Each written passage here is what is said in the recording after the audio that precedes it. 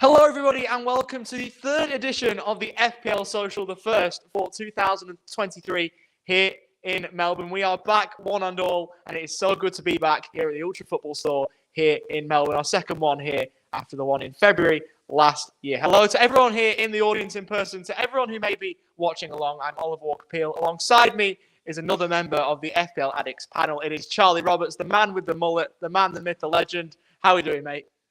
We're going all right, thank you, Ollie. And for today, our mullet is tied back for the reasons that we have here right now. It's an absolute pleasure being here, and what a journey it's been, because this time last year I walked in as a stranger. Jack recruited my personality, to say the least, and I've been on most weeks, and here we are. I'm looking forward to the panel debates that are taking place this afternoon. Now, Jack's made a lot of good decisions. He's made another good one getting you on the pod, mate. It's wonderful to have you here. But we will get going. We've got a bumper date, so we may as well get ourselves started with the first FPL debate for the day. We've got another one coming up later. But to start with, we've got the biggest FPL content creators from Australia. Two lads joining us. They weren't here for the first two. They are making up for lost time. They are here now. We've got FPL Flair, Jack and Ben. If you'd like to come up, we'll introduce you guys. Round of applause. And debating alongside him, we've got, who can only be described as an FPL social veteran, the man with all the football shirts in the world. He's like a kid in a candy shop here. It is Peterson from FPL SideNet. So, lads, I've tried to do a job at introducing you, but you may as well do it yourself. So just give yourself a quick pump up to the camera and what you are and who you're about. So I'm Jack, one half of FPL Flair. Ben, my brother, as well, does editing and graphics for the channel. I'm kind of the face of the channel, manage the team, do the speaking in front of the videos, that kind of stuff, and been doing YouTube for 3 years now, and it's going really well. Massive fan of it, and that's pretty much who I am. Well, I definitely don't have a face for YouTube, so I stick to podcasting. My name is Peter. I'm from the FPL SideNet podcast. My co-host Andrew is out in Sydney, so just a bit of FPL love affair over the airwaves. Absolutely wonderful. So the first debate regards this season so far and how you guys have played FPL so far this season. You two definitely better people to go to for advice than us two, probably, I'd say. So look to the couch rather than to the chairs for FPL advice so far this season. But we'll start with you, Ben. What do you reckon? How have you played FPL so far this season? It's definitely not been a great season for us either. We're still sitting outside the 1 mil mark, but it's pretty much the same as usual. Watching as many games as we can, which in Australia is kind of tough given the times. Looking at the stats of players as well, I think that's the main one, and just kind of planning out the team as well. Is, of course, there's a football side of it, looking at what players to get in, but FPL strategy as well, when to use chips, all that I think is very, very important as well. Well, like everyone else here, I probably play the game too seriously, which is why we're all here, isn't it? Because we love FPL. But so far, so good for the season. I've moved up to 59k after a pretty good World Cup restart. So I think part of that was just playing it more simple, taking a break during the World Cup, not getting, involved in the World Cup fantasy game. I think that helped because it was just nice to switch off my brain and watch some football. But yeah, I tend to play the game that way and just have a lot of fun. It's always about beating your mates in the mini league. Something which I'm having trouble doing at this point. I think I'm about fourth in our FPL Addicts podcast mini league, so I think Jack's above me. So that's how you know that I'm not having the season that I would like. I need to get a move on, really, because this season has been absolutely awful for myself. Are you below me in the league, Chaz? I think you are. So at least something's right in this league. Yeah, probably. The mullet can't save him from being or having a below par season FPL, let's say that. He's got a better captain's corner, so we can wait for that later on in the game week preview. But both of you guys, it's fair to say, have got fairly decent range when it comes to, broadcasting to people. You've got good audiences. FPL Flair, the best in the country. We've already mentioned that, so another one just to pump you guys up. But what have you been telling your audiences? What have you been telling your fans, so to say, about how to play FPL so far this season? What advice have you been giving off? Yeah, of course. I think when making transfers and looking for players as well, I think it's key to look at the eye test, how they're playing as well, but also looking at underlying stats. And I wouldn't just look at one or the other in isolation, because I think if a player can look good on the pitch, they can get into good positions. They may not be getting as many shots off, so you need to have shots at XG, XA to be able to get FPL points. the same way as well is not just look at underlying stats, because players can have really good expected goals and expected assists, but that could only come from one or two big chances where they've got forward occasionally rather than staying in a good position for the majority of the time. So I think it's good to have a balance of both, definitely when you're looking at players and planning out the team as well. Yeah, well, I mean, our show is a little bit different where we don't necessarily come into it telling people what to do and how to do it. We really just enjoy playing the game. And I think managers can get a bit too overstressed with all that stuff. But generally, if you're just playing the game the way you want to play it and you believe in the moves you want to make, then I'm absolutely all for it. So I'm never going to jump onto Twitter and tell someone who recommends one player that, no, that is an absolutely horrible call, because generally the games haven't been played yet. We're all trying to guess what's going to happen in the future. But like personally, I do prefer the eye test as well. Like I've grown up watching Premier League football all hours of the night, basically for the last 25 years. So yeah, I don't sleep, which is another handy thing there. But yeah, but I do like to look at stats, but I don't generally like to use that to make the calls for me. I really like touches in the box. I find is one that if I'm trying to like work out, decide between a couple players, touches in the box usually can tell me who's actually spending more time in there, because I may get distracted watching the game and looking at a certain player. Yeah, it was a whole debate. I think the first FPL Social perhaps where we did stats for the eye test, and it was a 20-minute, half an hour long debate about which is better. And I think everyone plays FPL in different ways. I suppose there's people who go, well, this player looks decent. But a player like Matoma, I know he's got stats and eye test, but I think he's the perfect player to look at when you've got someone who can just dribble the ball. He's so elegant on the ball. I feel like he's one that can certainly go for both. But like we say, obviously you guys have got, as we say, a lot of an audience. 11,000 for Flair, and Pete, yours isn't there, but not too far. It's not bad at all. Have you found this season that obviously broadcasting to such an audience, have they swayed your opinions in any way, or is it one where you just not block out the audience in a sense, but you're like, I'm very set in my own ways where I'm like, I'm going to bring this person in rather than, going with the comments and going with the majority in a sense? Yeah, it's definitely an interesting one, because especially on YouTube videos, you get lots of comments saying, oh, what are you doing? It's a terrible move. Get this player in. But I think I don't like to listen to people saying, don't do this, don't do that. I like to not only have my own opinion, like, oh, yeah, I'm the only one that's right. Have a look on Twitter, see what some of the experts are doing. Be able to learn from more experienced FPL managers than myself, because I know there's better FPL managers than me out there. And I'm just going to sit there and say, yeah, my opinion's the best. I want to learn from other people and get a good opinion from them as well. So I think it's good to listen to other people that are experienced at FPL to kind of get a guide on what you should be doing with your team. Yeah, generally I find for myself, I just back my own decisions. I find if I'm looking for people to validate what I'm trying to do, I'm just going to do what they want to do. And then if it doesn't go well, I'm going to point the finger at them rather than myself. So I'd just rather own my own mistakes, which happen quite a lot in FPL. But I mean, I do consult with like a few other managers. Like FPL Planner is just a great guy that I chat with quite regularly, and my co-host Andrew as well. So we're always, dropping team sheets and stuff like that to each other and what our moves might be. So, but I'm never necessarily looking for someone to tell me what to do. It's just more like a soundboard bouncing off other people. And I think that's more important. So with team sheets, you basically got insider info, Pete. That's why you're doing so well. You've gone behind the walls of Pep Guardiola. No one's safe with this guy around. Jack, I've got a question for you first, but I know Ollie's made one of many mistakes, which I'm sure I will do so throughout the course of the day, and that is accidentally called Jack Ben, who are both of these people remind me of the Shepmates from TikTok, but the Shepmates of the FPL content creators. Now, Jack, I do have a question for you. Considering how much your channel's grown with 11,400 subscribers now, what were your strategies in terms of putting yourself out there and promoting your own brand? Yeah, I think I was saying this earlier as well. We were fortunate that we got in at a good time before there was too many established FPL YouTube channels, and now there's a lot more coming through. But I think we started at a time where you could come through and make an FPL YouTube channel. And also, I think to be successful on YouTube, you have to keep uploading consistently. You can't have a big break.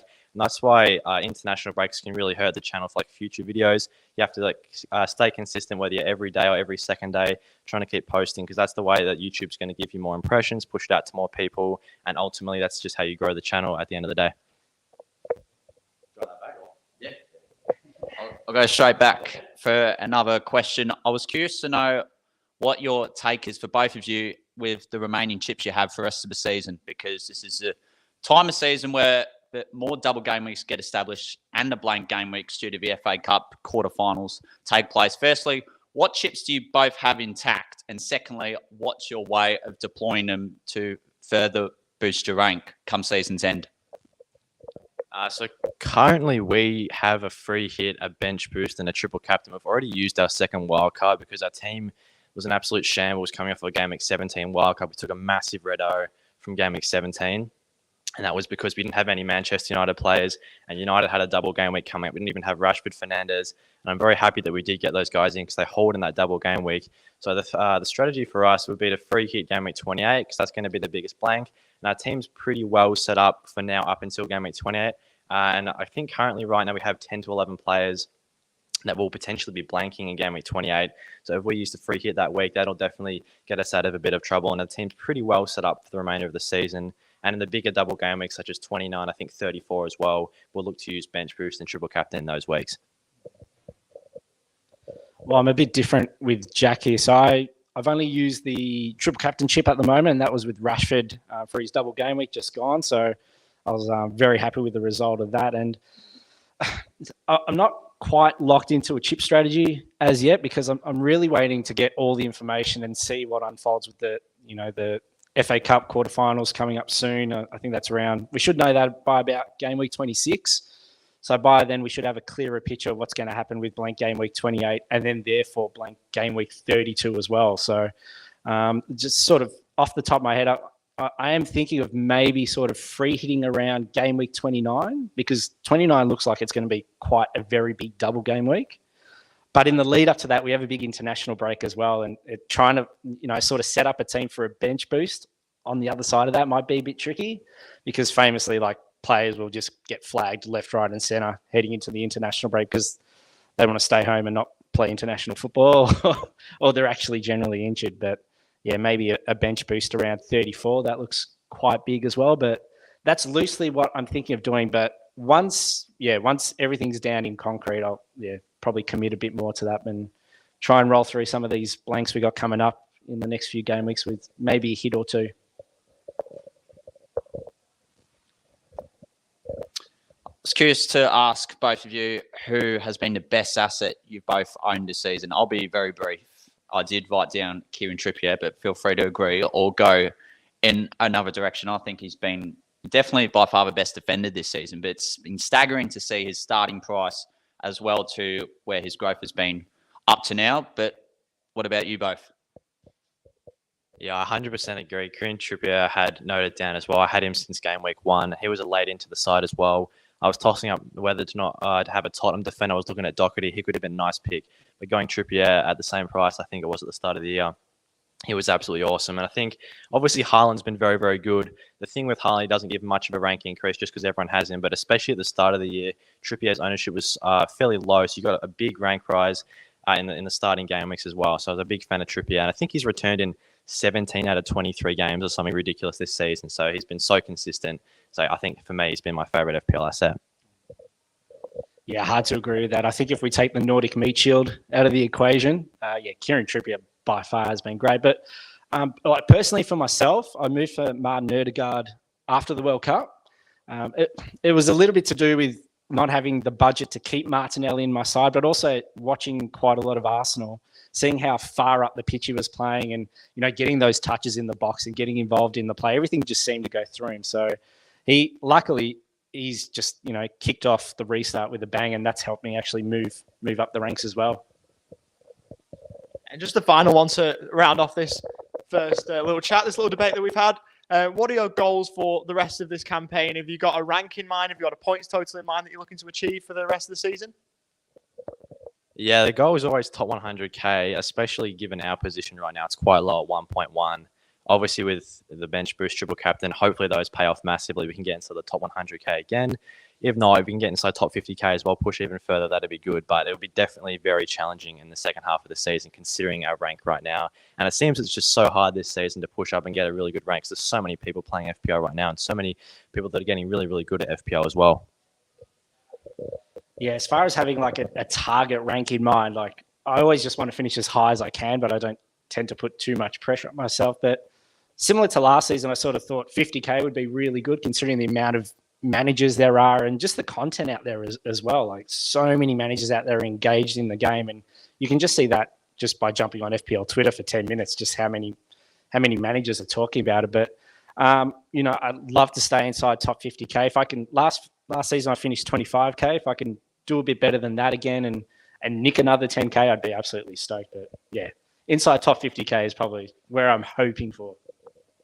Yeah, we have different goals in FPL, don't we? We have completely different goals because there's completely different skill levels. But that will round out the first debate of the afternoon. Thank you to Jack, one half of FPL Flair, and to Peterson.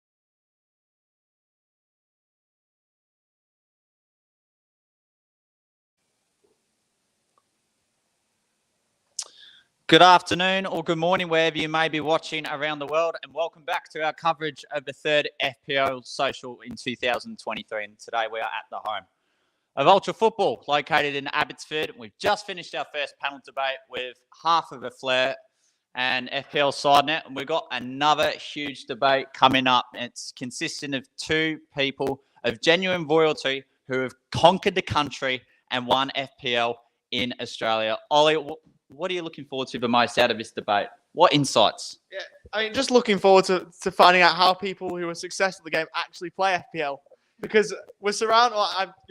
Definitely from my end, I don't know what I'm doing. So to have people who actually do know what they're doing, I think that's what people out there want to see. So we'll get started with the second debate, shall we, Shaz? Absolutely. We've got two guests. Both of them have been the last two previous winners of FPL Australia. Firstly, the 2020/21 champion in Billy Stew, as well as last year's champion of the country in Brett, whose handle on Twitter is FPL Echidna. Let's welcome them to the stage, Billy Stew and Brett.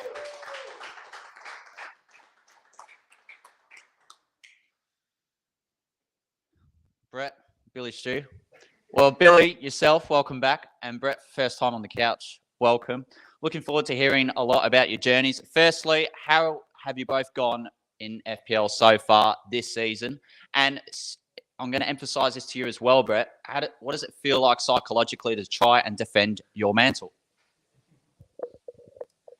Yeah, so far, so good. A bit of a slow start to the season. I feel like at the start of the season, there's so many people playing, so many people interested. It was a real logjam, and it was hard to sort of fight your way up the rankings. So from a couple of mil back, had a good restart since the start of the World Cup. So now I'm sitting at about 156k, I believe. So still got all my chips for this half of the season. So looking to finish strong.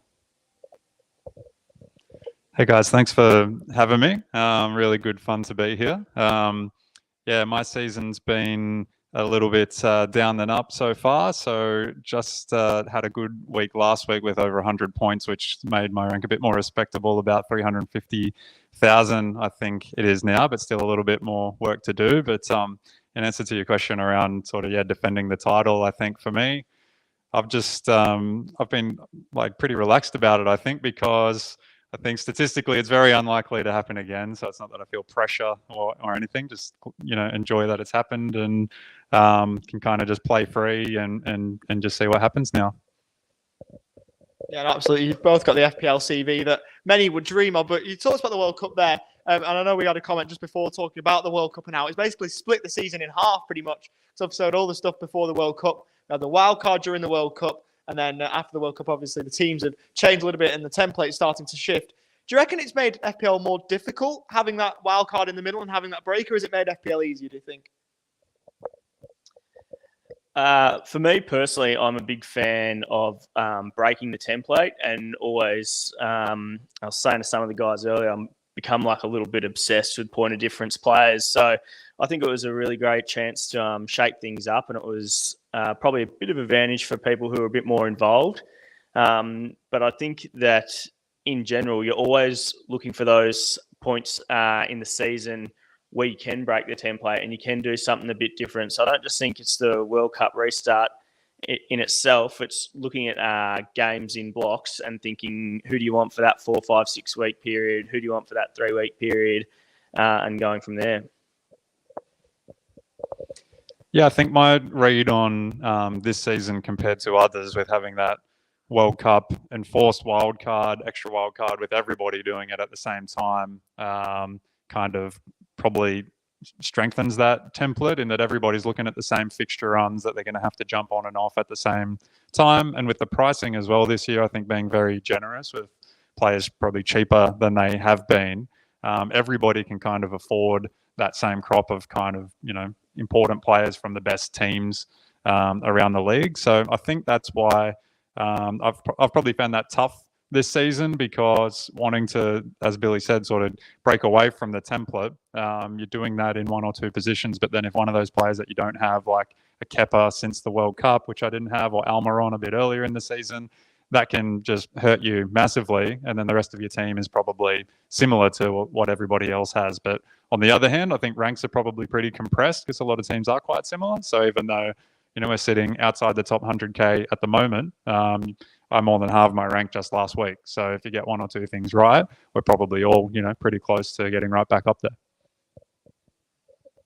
Yeah, no, certainly. And the wild card we had was kind of like a mini game week 1, wasn't it, off the back of the World Cup? Now, obviously, when we go back to game week 1 at the start of every season, you've got your unlimited transfers before, obviously, the first game of the season. And everybody sets the team up in different ways. We have so many similar teams when it comes to game week 1. But how did you guys set up your team for that first game week after the World Cup? Did you decide to go with the template straight after the World Cup, or did you decide, well, right, we've got half a season of data to look back on, plus the World Cup? Some players were coming back, with injuries or whatever after the World Cup. But how did you guys sort of set your teams up for the first game back? Yeah, it's a good question, because there was definitely by that start of the stage of the season, there's a lot of data that's available, and I think as FPL managers, you become a bit obsessed with data. So I think looking at the World Cup itself was really important to look at the players that were in form and the players that were playing.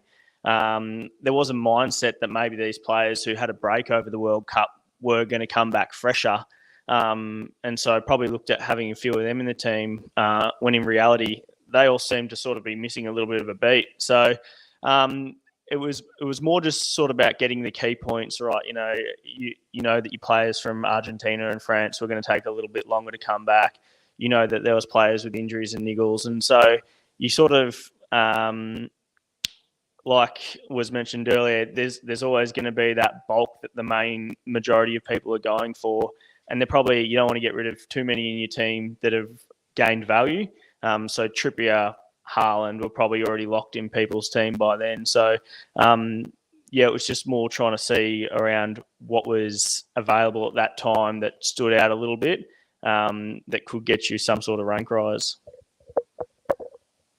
Yes, I was a little bit different, maybe. I think at that time we knew that Arsenal and City were going to have double game weeks a little bit down the track. I think sort of game week 20 might have been the first one.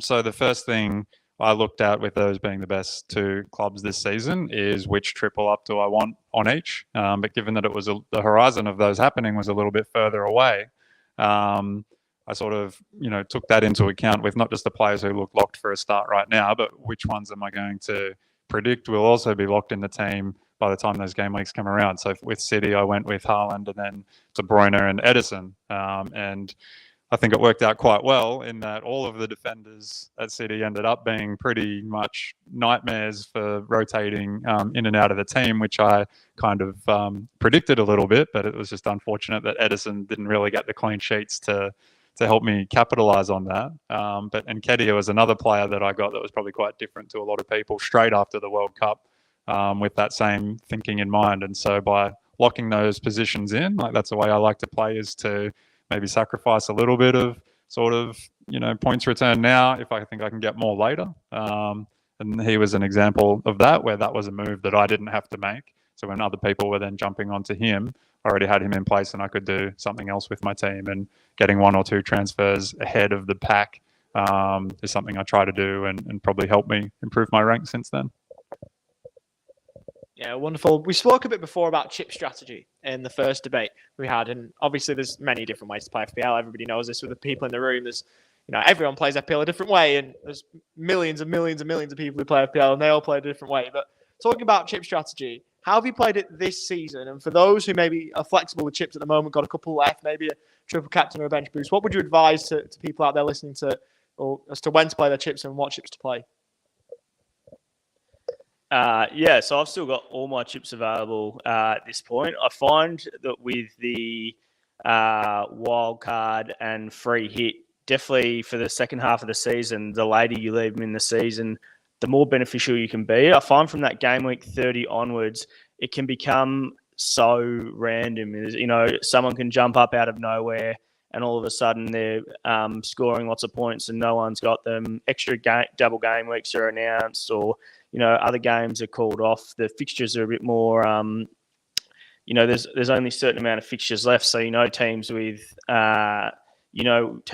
games in hand when they're going to be playing. So I'm a big fan myself of using the free hit in a blank game week in previous years.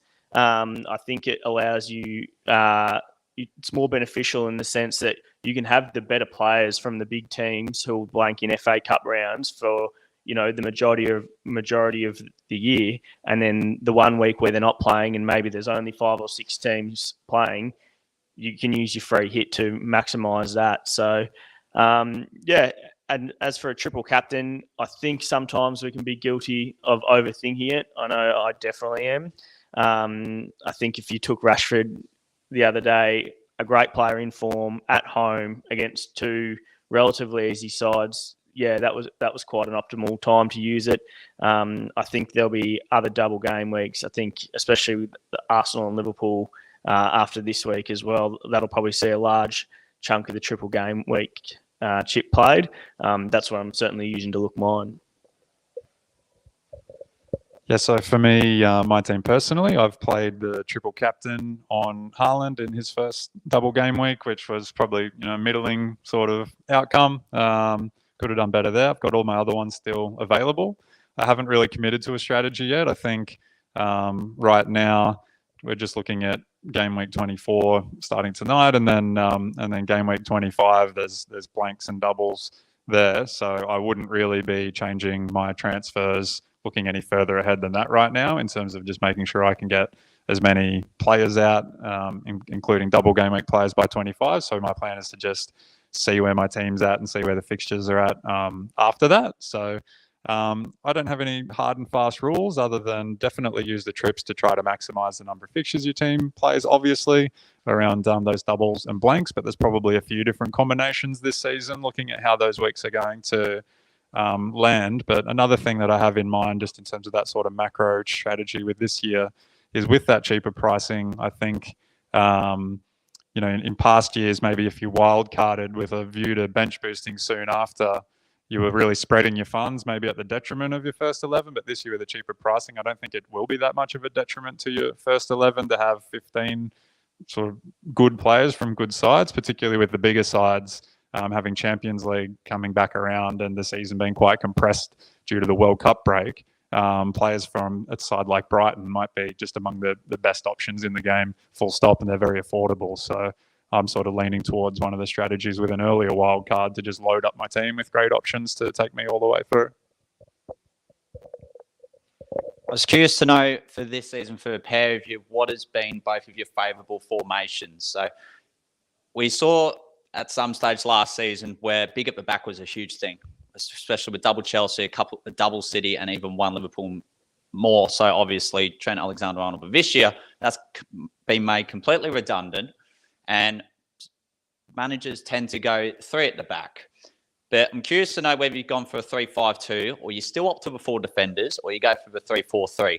And considering in mind that 3 of the top 25 players, I should say, are all forwards. So it's made the third striker slot still redundant, just like last season. But however, I'm curious to know what's been the more favourable formation.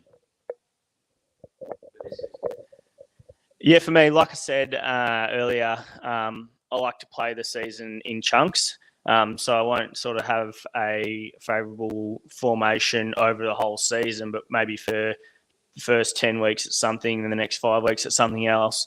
I guess the most relevant thing this year is, definitely, no Cancelo anymore. Trent, not an option. Robertson, Van Dijk. So then it's, so you're looking at everyone's got Trippier. So it's really, what do you do with your two other defensive slots? So I think definitely at the moment, you're right, it is 3 at the back. But then, like Brett said, that with everything being everyone being so affordable and the price points being really good, it's not like other years where you've had to have a bench fodder as like a 4.5 mid or a 4.0 forward or something like that to have those affordable players, because we've seen people who have had, like at times this year, I've seen up forward Darwin, Kane and Haaland.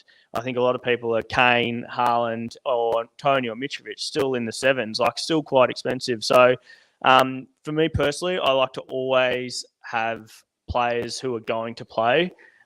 Again, really lucky this year with Andreas. I think every time I've put him on my starting field this year, which has probably been 5 or 6 times, he returns every time. So he's been a bit of a godsend this year. So having him as a 5th midfielder means you can have a 3rd forward. And I think at the moment, sort of the 3-4-3 where you can have your 3rd forward or your 5th midfielder alternating is probably the best formation at the moment. Yeah, I can't add much to what Billy said. I pretty much agree with that, other than just to say that of all the different ways to think about FPL strategy, I think sort of formation is something that I'd give very little thought to. It's really just shifting around depending on which players are doing what at a given time. So last season when I did very well, I was running dead in my 3rd forward slot, which I think reflected how the options up front were going last year, but I've had to adapt that this season because of the defenders being the position is probably lacking a bit more and shifting funds forward a bit more. But just looking at my game week, looking at my team for the game week this morning, I was sort of tossing up between benching either someone like White or Andreas or Nonto. I've got all of them, and any one of them, they're probably about par, I think, for this week. And so there's lots of different formations that could play. So I think more about players probably than shape. I was curious to know, for the pair of you, in the respective campaigns you won for FPL Australia, at what stage of your respective season did you know or had a gut feeling that you were within a chance to win amongst of all fantasy managers within the country? Would it have been halfway through the season, or was it heading into a run-in with 8 to 9 game weeks to go and where most of the chips from a majority of managers would have been exploited? Yeah, I think for me, it was definitely... it was probably around the halfway mark, maybe game week 19, 20. Before that, I hadn't looked at my rank all season. I didn't even really know what it was. And then I think I looked at it and I was about 500 in Australia then. And I thought, that's different to most. Like I didn't know most years I don't track my rank, but I was like, that's definitely different to most seasons. So I knew about then that I was in with the chance, and then I had a really good free hit in that year. There was a sort of famous or infamous blank game week where there was only probably 5 or 6 teams that played, and Brighton came in big for me. There was a Solly March and a Leandro Trossard hauled in that game week, and I think the average in that blank game week was about 24 because it was such a big blank, and I scored over 70 points in the game week, and then that sort of rocketed me right up, and then from there, so I guess it was a combination of a chip strategy coming through along with a solid start to the year, and then from there it just seemed to be that having that base squad, the green arrows kept coming until they went all the way to the top. It was similar for me in that I was about halfway through, or not quite halfway through the season, that I found myself around the top 100 overall. So that's in the top few places in Australia. So I was just enjoying being that high, but I'd had quite a good rank like that before and fallen away. So I still wasn't sort of expecting too much. But as the season went on, I started to keep tabs on some of the Aussies who were above me and noticed, a couple of dodgy wild cards and things like that, and thinking like, okay, I could be in with a chance here if I kind of stick to my guns. So I was stuck right around that kind of rank overall up until around game week sort of 30, 32 last year, and then thought I'm close enough to have a chance to win overall. And I, just my personality, I thought I'd rather go out in a blaze of glory trying to do that rather than just keep it safe and consolidate. So I started doing a few differential type picks. 1 or 2 kind of paid off, but 1 or 2 didn't. And I sort of fell back to about 300 or so overall. Then I hit that Kevin De Bruyne 4-goal captaincy, I think in game week 36. And so from 300 and something overall, I was then about 20 something overall with 2 weeks to go, and I still had my free hit to play in game week 37 as well, which came in quite well with some Leicester players. And so going into So it was kind of good in a way that there wasn't too much pressure until all of a sudden there was right towards the end. And then in the last week, I think I was 5th going into game week 38 overall. By this point, I think I was well ahead for Australia, but I had my eyes on the bigger prize and just looked at the teams above me, tried to make sure I had enough differential players to them so that if the matches fell my way, that I had at least a shot of going number 1, and ended up kind of gaining a couple more ranks and getting to 3rd, which was great. It's crazy, isn't it? When you look at it and you go, you've got 2 champions of Australia back-to-back seasons. It's wonderful to have you guys here. And 3rd in the league, 3rd in the world last year is mental. It is absolutely wonderful. But just to round off this second little chat, obviously, you would have had so many people probably over the last couple of years asking you guys for advice, and this is no different. What would you say to those managers here in the room and out there listening? Maybe managers who haven't hit the heights that you have, because let's face it, not many do. What advice would you give to those who are maybe getting a bit tired of the game, maybe thinking, well, this might be the last week before I switch off and pack it in for the rest of the season, as I'm almost thinking of doing at this point? What advice would you give to those who are, looking to have a good end to the season? Yeah, I think the biggest thing to keep in mind is every season is different, and they're running the same.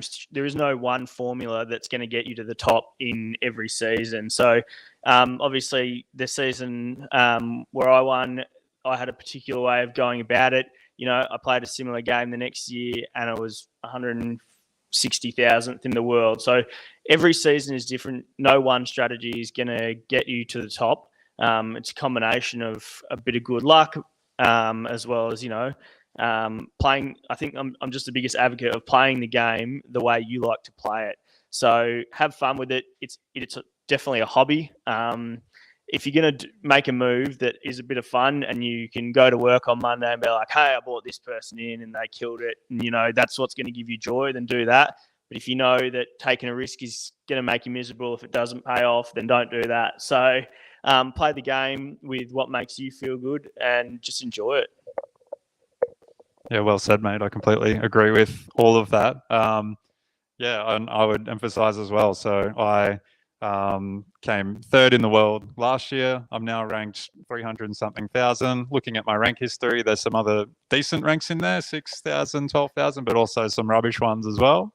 I've been playing the game for about 13 years or something, so it seems pretty early. And in those early days, here in Australia, it was even very hard to watch games or get access to data and things like that. So it's gotten easier more recently, and that's probably when I've done a bit better. But I think as much as we can say the way that we play and things that worked well for us, obviously in those seasons, I definitely come at it, and I think you do as well, Billy, from what you said, with a lot of humility, in that there's a lot of luck involved as well. And I think you just need to keep showing up, keep playing a good season. There's probably 50 or 100,000 people around the world who are playing the game in quite a good way. And then within that, you need a lot of luck to go your way as well to get into those very high ranks. So from my point of view, I just sort of acknowledge that and just feel lucky and glad that it happened and that I get to come and do fun things like this off the back of it. But yeah, in terms of advice to people, I would say, the number one thing is to stick with the discipline of playing every week. Don't make knee-jerk moves and do your planning ahead and that kind of thing, just to make sure that your team is always in generally a good place and you put yourself in a position to get lucky rather than unlucky. And then beyond that, as Billy said, whether you're more data-focused or eye test-focused, or you just like to go from the vibes of a player that you'd be happy if they returned, then play it your own way. Billy, Stu, and Brett, thank you very much for both coming onto the couch today. And that concludes. Any questions from the audience before we go back? No, not really back, but any questions from the audience? Online, sure. Yeah.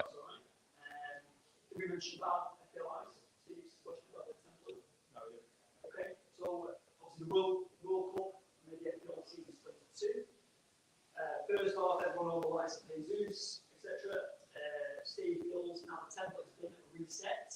It gives us a second chance to progress. How have you gone navigating that?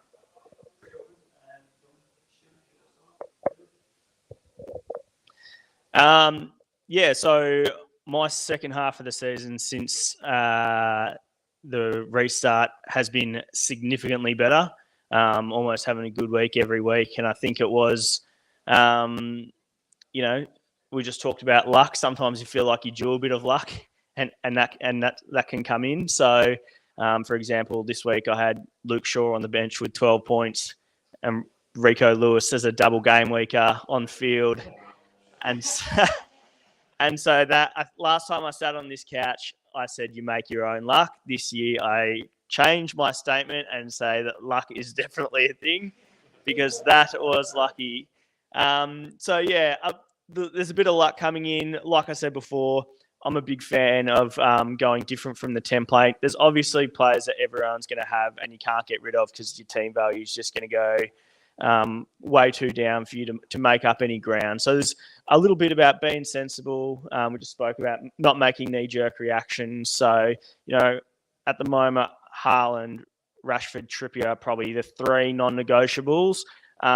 Apart from that, I think everyone else is up in the air. I wouldn't say that anyone is a must-keep. Do something different. 2 weeks ago, I got rid of Kane for Bamford. It's only cost me 2 points so far, but Bamford, Everton and Southampton coming up could pay off. So do something different, enjoy it, and always look to keep breaking that template. Yeah, nice. I mean, I said before about not paying that much attention to formations as something as far as strategy, and the template or ownership is something I also don't focus on that much. So the way I played last season when I did well was not really thinking about, even though obviously I was keeping an eye on my rank because it was quite good, I wasn't letting that impact the way that I played at all up until towards the home stretch of the season when I started to think about, okay, what's my target? Do I want to consolidate or do I want to attack? And obviously consolidate means stick with higher owned players. Attack means to go with lower owned ones and differentials. And given my rank at the time, I chose to do some different things. But in terms of reflecting on this season, I'm not really too fussed about whether a player is highly owned or lowly owned at this stage yet. That's more just who I think is going to score the most points. So if that's a popular pick, then so be it. But as Billy said, not afraid to do something different if that's what I think as well. Got a good question once. It's from Jordan Wilson. He's in Canberra now. He came to FPL Social last year. Came to Melbourne from Sydney. It's put, with the massive growth in the number of FPL players in recent years, how and to what extent have the panel shifted their expectations as what constitutes a good season overall?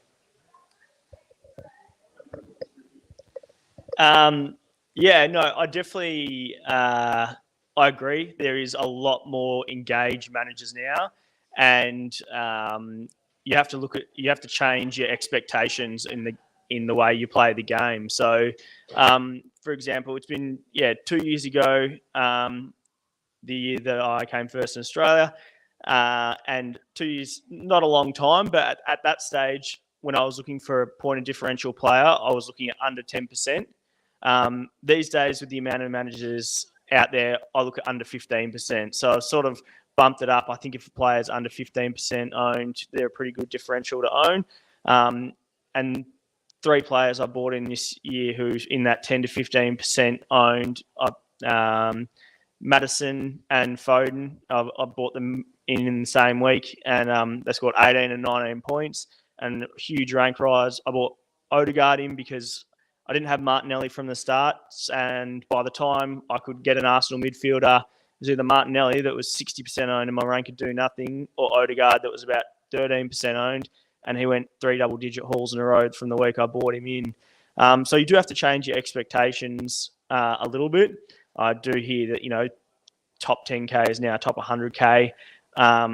If you've got those individual goals, that's you have to be more realistic about how many people are out there playing it. But also just in the general way you do it, you're rarely going to get 2 or 1% owned player that are going to go on and haul, just because players who are good are well owned. It's pretty simple. So definitely manage your expectations and go from there.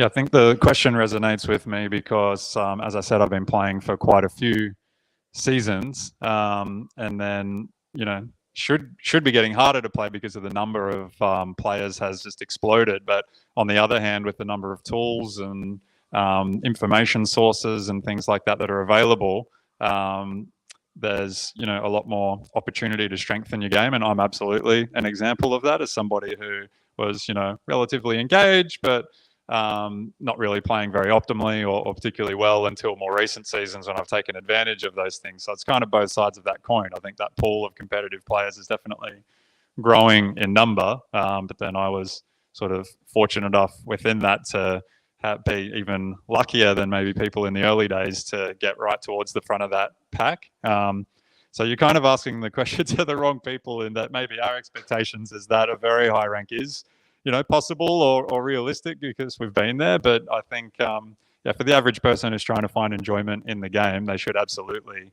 appreciate that just statistically, like you said, sort of the new 10K is 100K, and anything sort of around 50K and up is very, very respectable in this day and age. So nobody should be beating themselves up for anything lower than that, which, it's tricky these days where everybody's sort of putting their rank on their sleeve or on their profile on Twitter or on their channel and things like that, and it can feel pretty tough if it's not where you want it to be. But we all need to give ourselves a break with how competitive the game is, I think.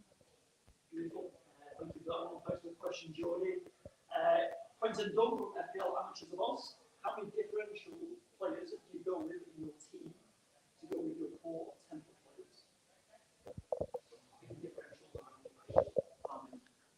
Yeah, really good question, because I love differential players. So I'll try and have, I spoke about those 3 players at the moment that are probably essential, like you wouldn't really budge off them.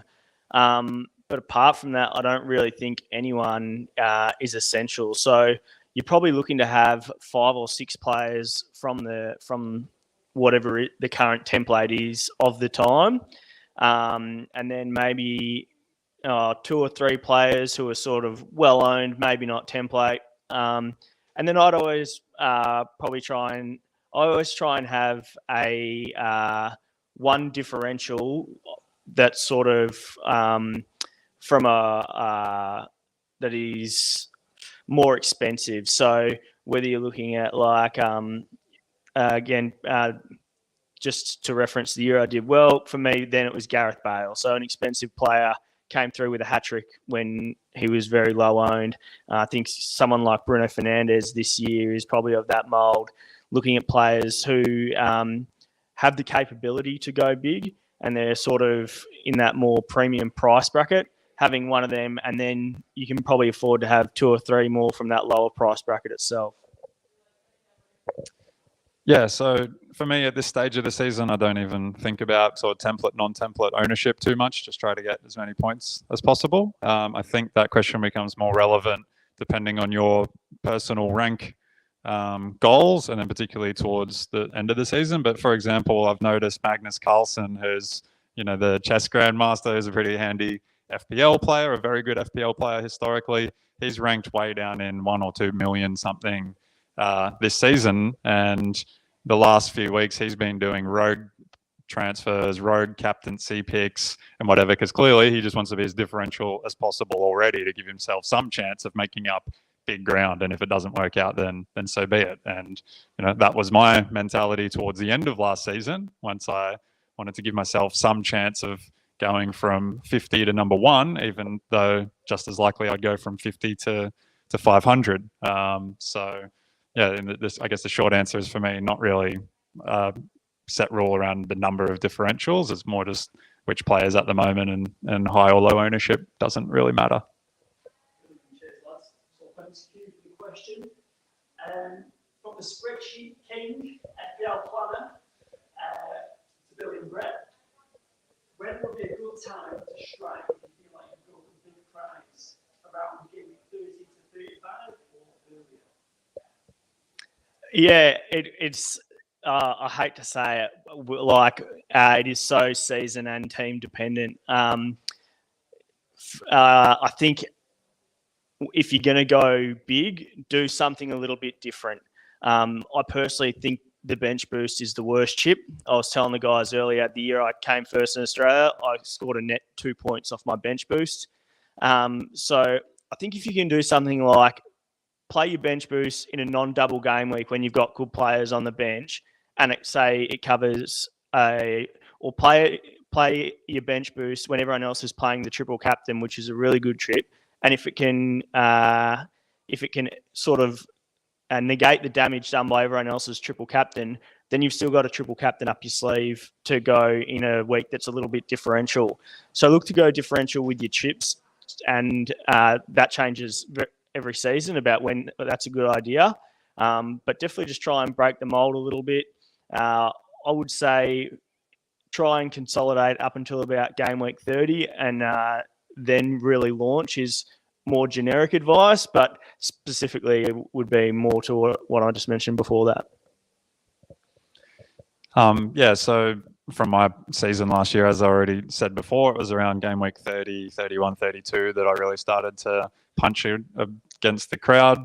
So that was just based on my assessment of where my team was at, where the template was at, and how many ranks or points I wanted to give myself a chance of making up. But I think there's kind of like a technical, statistical kind of formula here. But if you imagine playing blackjack at the casino, if you play 1,000 hands in a row and bet $10 on each hand, like eventually the house is going to get you for sure, because the odds are just narrowly in the house's favor. So the best chance that you can actually have of beating the house is to bet it all on one hand and just hoping that,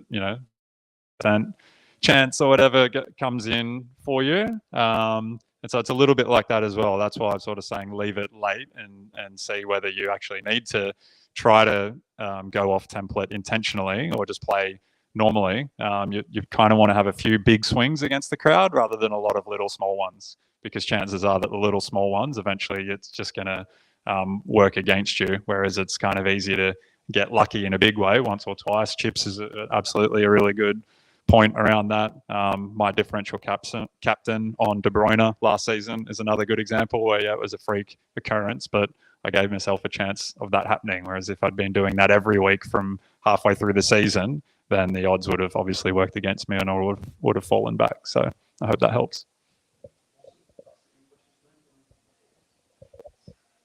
As with casino and the blackjack and the casino, I should say, or FPL, gamble responsibly.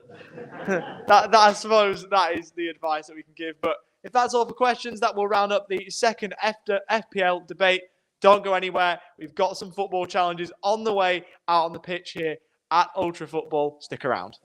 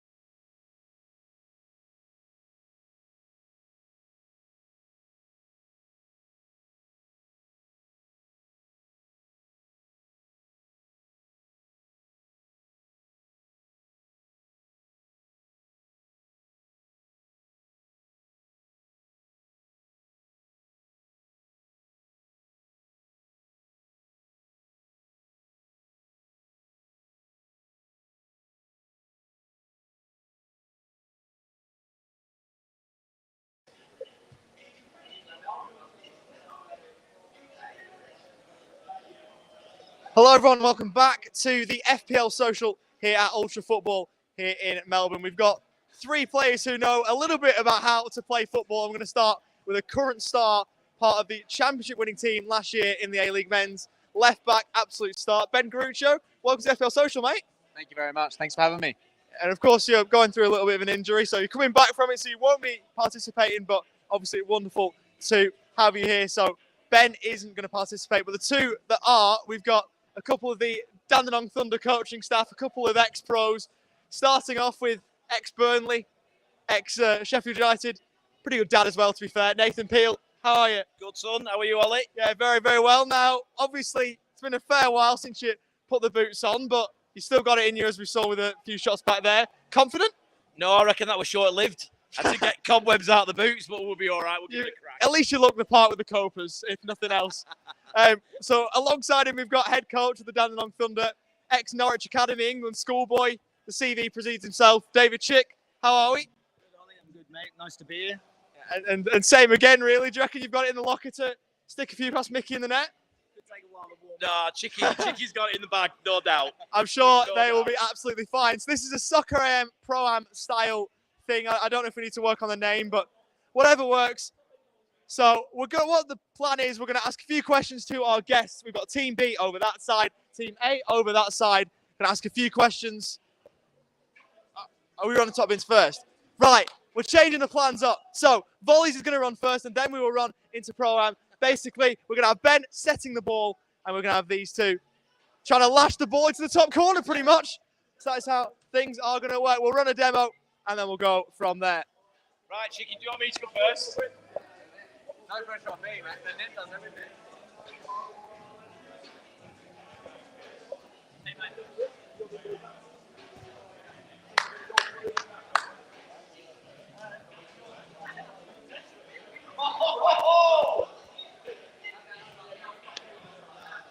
I'll just come through, Chicky. Yeah, ready? Ollie, we on? Vicky, good luck. It's the muscle in 10-9. Yeah, camera's on, yeah.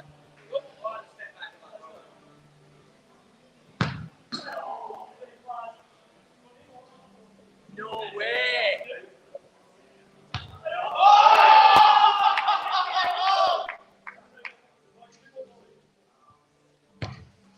Hello.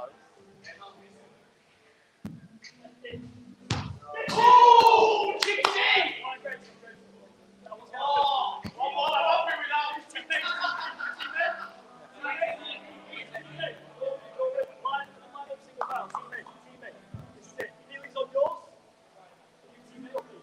happy with that.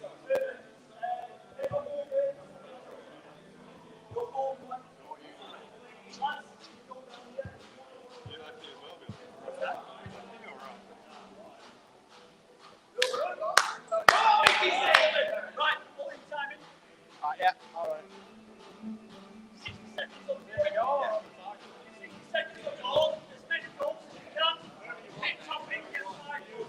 So we've got a minute on the clock. We're on the way. We've got Team A starting things. Oh, tell you what. Good start. 2 in a row.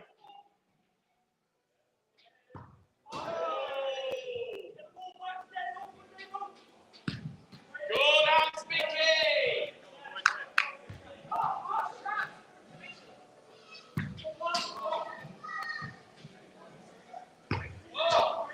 Targets! Oh!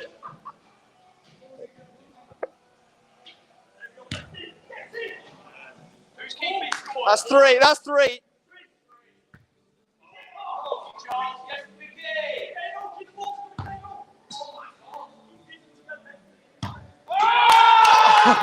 That's a top in.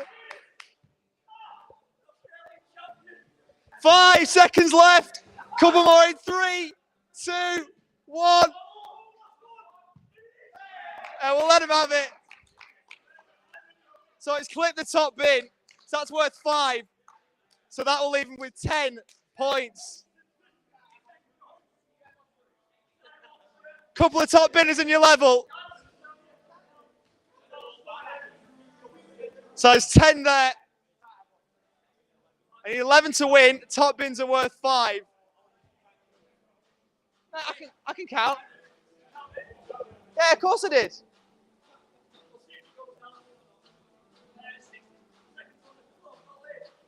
All right, 6 seconds on the clock, and we're away.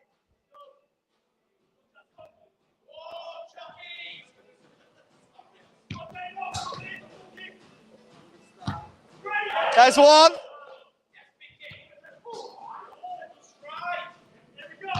Oh. There's 2.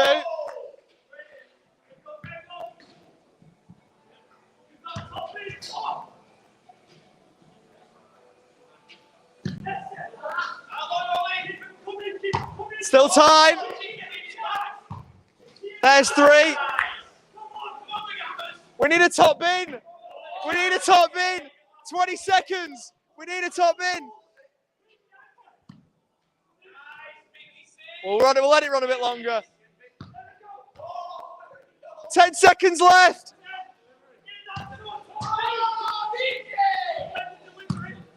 Finish. Top bin, we'll make it interesting. 3, 2, 1, last one. Ah, it's gone a mile over. Team A wins.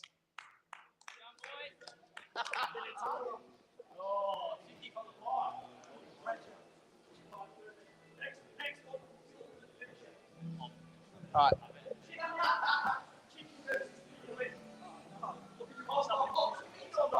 What?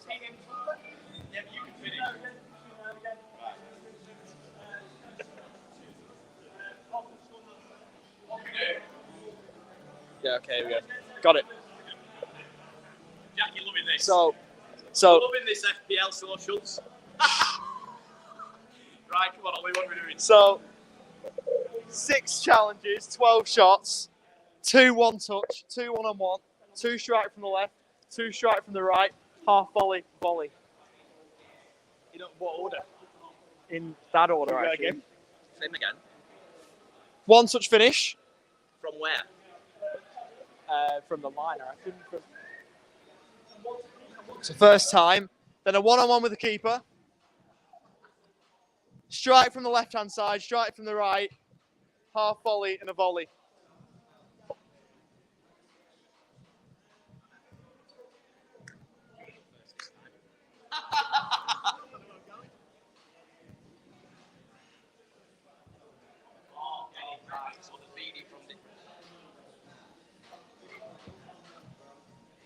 Finish. Yeah, we do. Finish. Then a 1-on-1. Yeah.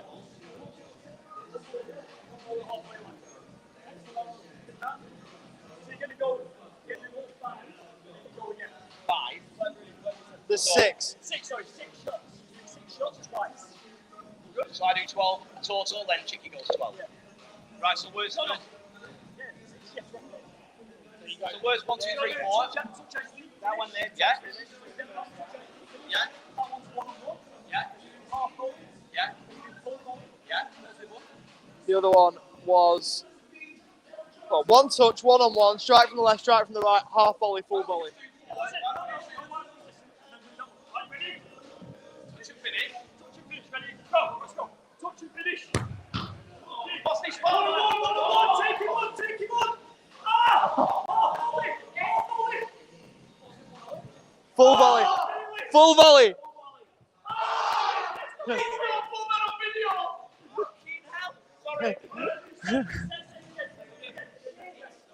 We apologise for the language.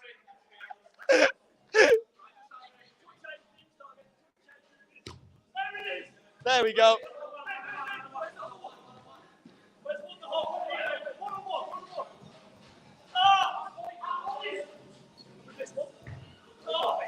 Full volley.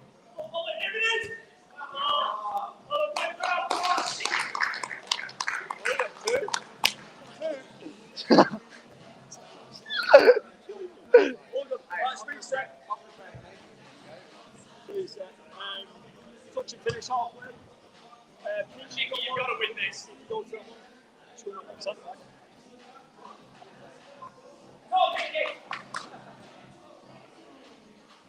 Oh, missed that.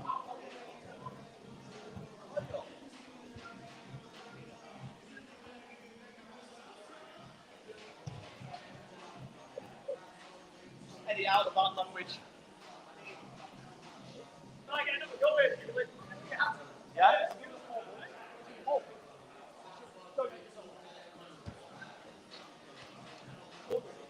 Cheeky one, Rudy. Oh, just do steady again. Right, you ready? Ollie? Yeah, whenever you are. Ollie, that's over the side, mate. Alright, let's move over. All right, so we've got a lefty here. Lefty's obviously better at football, as we'll probably find out. Let's go. Touch and finish. That's how you do it. Oh, he's trying to make him. Oh, what a save!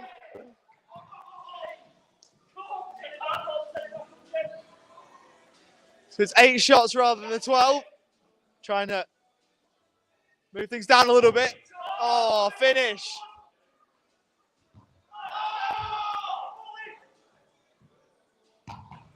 Oh, save.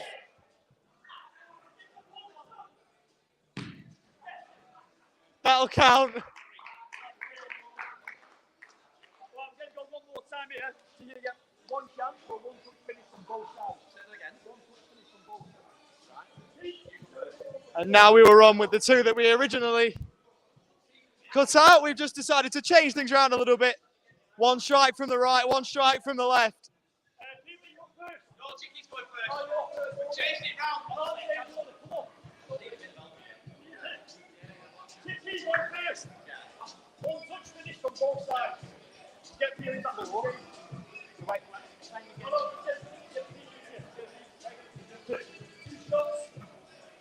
not that one, not that one. Perfect. Ready? Ready? Go! Oh. Good finish.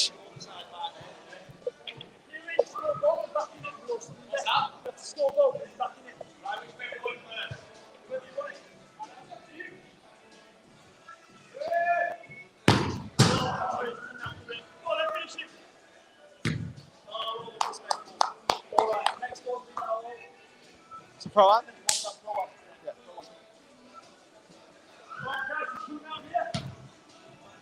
You all right there? You good? Perfect. All good. The Chicky and PLA. So I'll tell you what you want to do. So you can rotate this. Then you want to play in. So this is Pro-Am. So Pro-Am, we have the guests line up in groups and twos. Always going to ask you a question. And if you get it right, you get the pro PLA to take it. Or Chicky. And then if you get it wrong, an amateur takes it. So I'm going to pick on someone to take the shot. All good? Yeah. All good? Yeah, all good. Read out what order we're doing. You've got it with you. The order of... Right. So you and Chazza, so one of you are collecting and one of you asking the question. Right. Charlie, you're not playing? No. I was going to get him. Charlie, yeah, you can be the amateur. You're going to take the shots. Yeah. I will take a shot. Perfect. Perfect. Okay. All the footballs, just come in the middle, please. Yeah. All footballs in the middle. Always going to ask the questions just off to the left here. So groups of 2, the 8 to 2s, line up here. That'd be great. Fully support really. How long the timer? 2 minutes? 5 minutes, 5 minutes. 5 minutes for each team? No, 5 minutes in total. Okay. 5 minutes in total. Right, easy. Yeah. All good.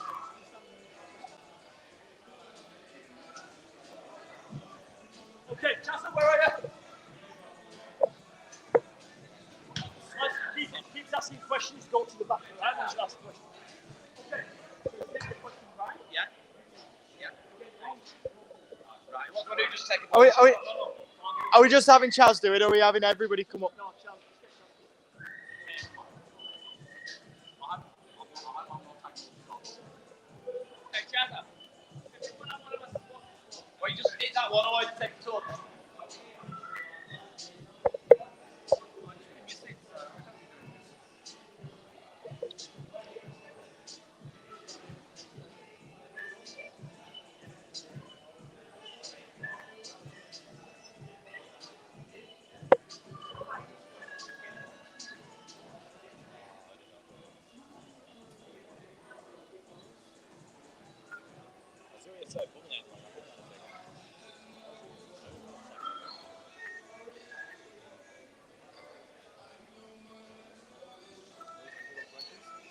Yeah, there's questions on it. What's the first one? What's the answer?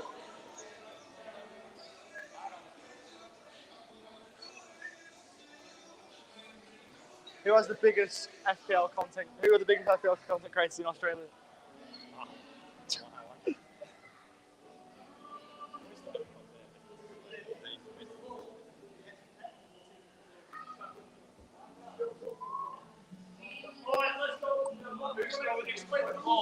Yeah, I'll explain to the camera. So we are now onto the Pro-Am section, the professional amateur section of this FPL Social. So basically how this is going to work, we have questions relating to football and to FPL. We're going to ask them to the audience here. We obviously line up here. If the question is answered correctly, the pro in Nathan will take the penalty. Peely will have a go at taking the shot. If not, then the amateur, Chaz, will take the shot. We've got Mickey back in net, and the way this is going to work is we have got 5 challenges that we need to move on from. Penalty, volley, one-on-one, crossbar, and free kick. You can't move on from one until it has been completed. We've got a load of questions, and basically we're just going to try and get all the way through with 5 goals from at least one of these 2. So I think we're all ready to go. So penalty, volley, one-on-one, crossbar, and then free kick. Penalty, volley, one-on-one, crossbar, free kick is the order. Start off with a pen. You guys all ready? You know what you're doing? Just answering questions. So we should be good to go. We're in pairs and basically ask the questions. And that is where we are going to go from here. 5-minute timer, which is going to be underway in 3, 2, 1. Who is currently top of the Premier League table? Arsenal. Arsenal is incorrect. It's Manchester City. Chaz, up you go. Good save. Up you get. Seb. No, it's still pens because you've not scored it. Which team currently prop up the Premier League table? Who's bottom? Southampton. Southampton is correct. A good penalty. What was the name of the Southampton manager recently sacked? Nathan Jones. Nathan Jones is correct. On the volley. Oh, that's gone a mile. Pete, out of Fulham, Brentford, Crystal Palace and Chelsea, which club is furthest up the league table? Fulham is correct. Another volley.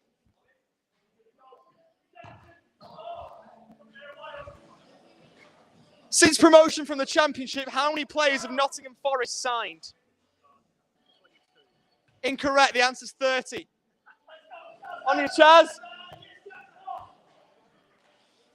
Which of the 30 Forest signings was most expensive?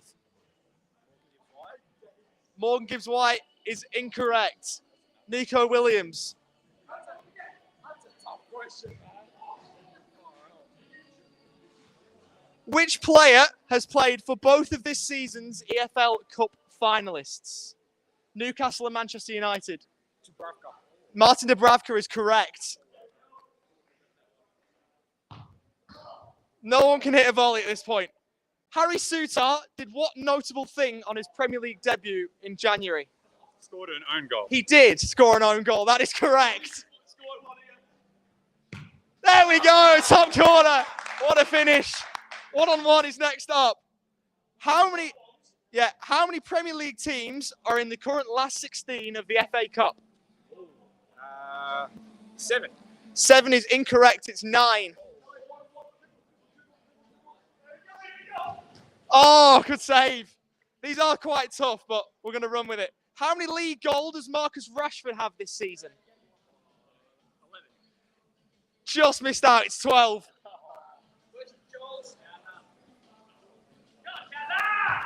Oh. How many Premier League clubs have changed manager so far this season? 6. 8. He's given a clue. Finish. Rod for the crossbar. Which club did Erling Haaland sign from in pre-season? Borussia Dortmund is correct.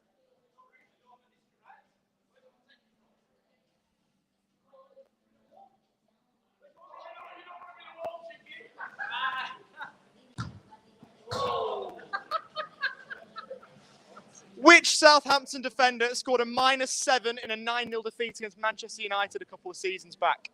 Polish as a hint. Bednarek. Correct.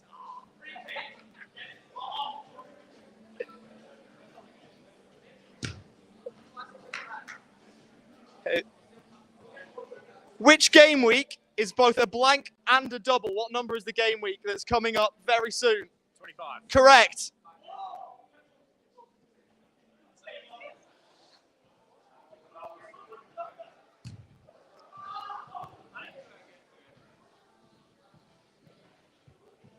Which player has scored the most bonus points so far this season? Defender for a hint. Correct.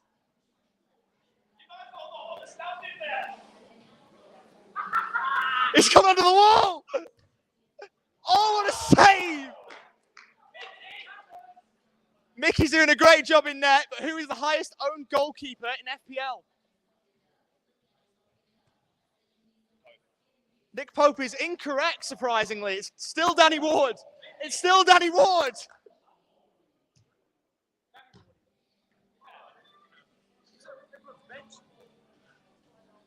He is at the moment. Who is the highest owned player in FPL as we currently stand? Incorrect. Mohamed Salah. What? Really? Still.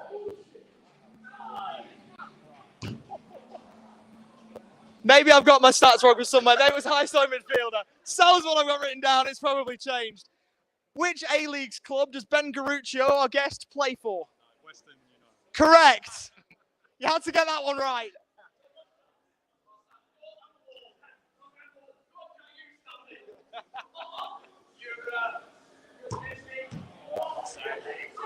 And which club did he score a scorpion kick against last season? Oh, was it City?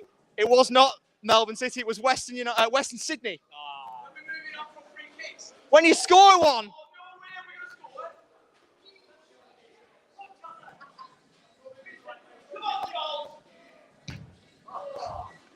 Which top 6 Premier League club does our guest Nathan Peel have a goal against? Top 6 Premier League club. It's one of 6. Manchester United. He'll tell you about it. Chaz, it's on you. Oh, unlucky. Unlucky. Who is currently manager of Nottingham Forest? Correct. On for another free kick. We've got tons. And final question. What is West Ham Stadium, Damo? Come on, we'll have an easy one for you. The London Stadium is correct. Final one. Let's have a look. Oh. And that is it done. Hey! That's a fine! That's a fine! Get him sent off. That's a red card. Get him off. Yeah. I've got a few left, yeah. Oh, guys, please. What is it? Thank you.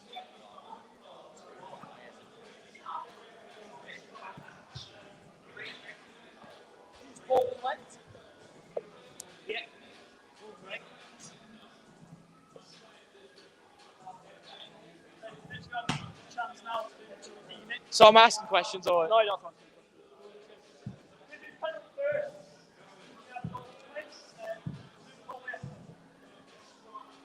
so now we're going to see how far through those 5 these guests can progress and see if the amateurs really are better than the pros. Yeah. So we're going to have 60 seconds on each. 6 seconds free kicks, one-on-ones, volleys, penalties, etc. Starting off with Damo, and the time is away now. 1 minute. Come on, Damo, on you go.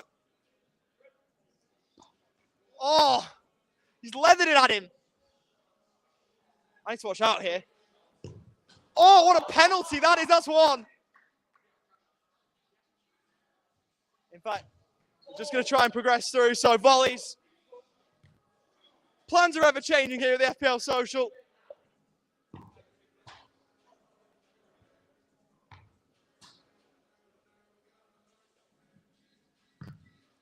finish. 1-on-1, 1-on-1.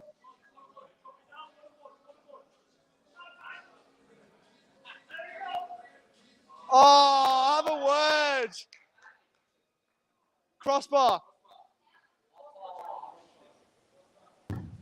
Oh. Yeah, crossbar. Crossbar.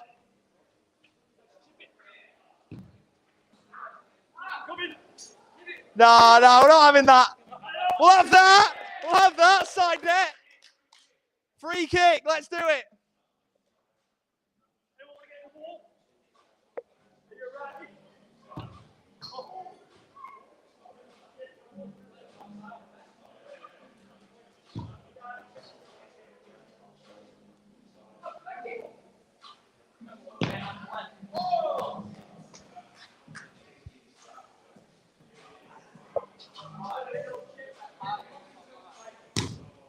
Oh, that'll do.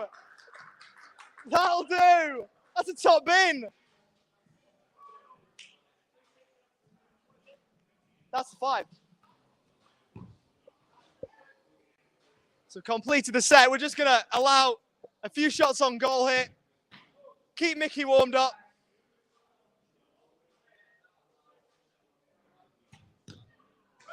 Oh, what a strike. Sign him up.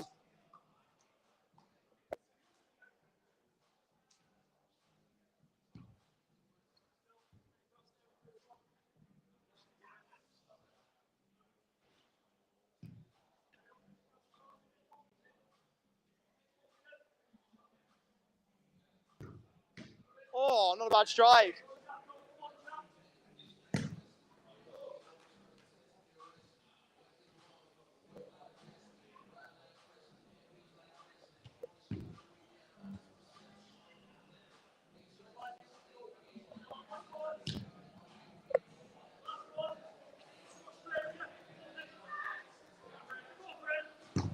Oh, too much on it. That'll wrap us up here on the pitch at Ultra Football in Melbourne. In terms of the football side of things, as long as I can get around the wire, which is... I'm trying to get over the wire. Providing a lot more trouble. So, obviously we've got our 2 pros, one either side. How do you reckon that went, Chicky? Yeah, better for some than others. What are you implying? Nothing, everyone gave their best. Yeah, the best has maybe dropped off for some, but there's some good finishes in there, to be fair. Yeah, some good, some bad. That's how it goes, isn't it? That's football for you. And Ben, obviously, you're a current pro, so I reckon that if you were fit, you would have put these 2 to task. How far do you reckon you'd be away from playing back for Western again? Hopefully another week or so. So yeah, I'm sort of at the back end now, but I was afraid of a hammy. Yeah, like over here. So we saw the left foot come out a little while after, but no, he was quality at the start, and the volleys were his game. Well, yeah. Have you got anyone Western could maybe take a look at? I have to say, Brett over there hit an absolute worldie. I actually missed that, but all I know is that it hit the target. So top bins, you can't get much better than that. You reckon Western could take a look at him, maybe? We'll see. Hey, John Aloisi should be down here, mate. Let's I'm not see. the gaffer. I'm not the Yeah, gaffer. I know. Don't let the gaffer sit. Yeah, there's some good talent on show, though, from the pros and the amateurs. It's been wonderful down here at the FPL Social pitch here on the Ultra Football here in Abbotsford.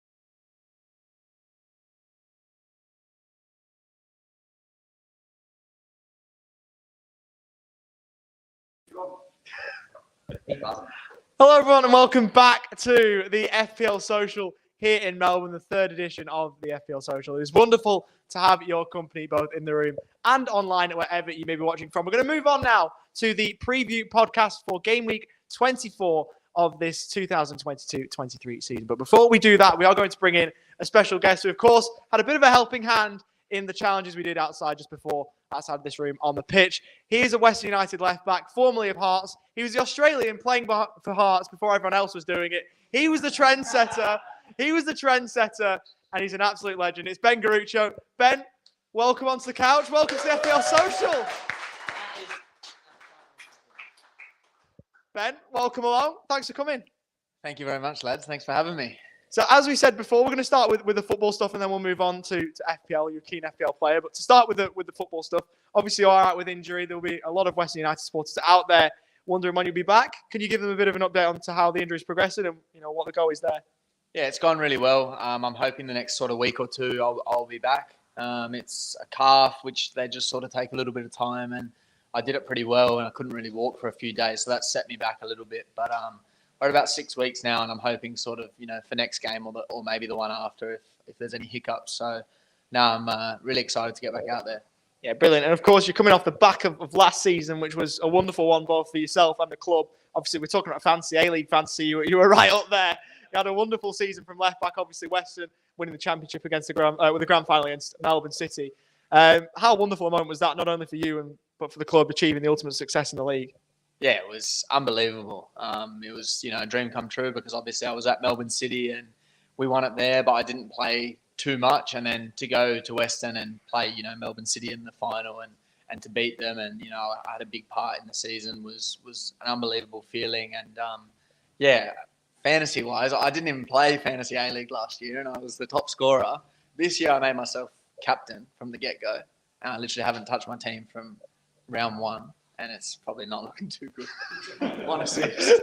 Yeah, I will say. I've been out for 6 weeks, so no, it's not good. I will say when we started the season, I made a team in A-League fantasy. You were the first pick in. You're in defence, first pick, Ben Garuccio. I'm not just saying that because you're here. The first player I wanted in was a certain Western United defender. So thanks for that.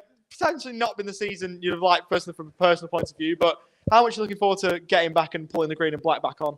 Yeah, of course. Especially seeing the team, it is struggling a little bit, and it's even worse when you feel like you can't help. You're on the outside and you want to be able to help, but you just can't, and you're injured. So I'm looking forward to getting back, and thanks for the support of getting me in. I think you were one of the only people because everyone else said to me, "You're that expensive. I'm not getting you in. No way."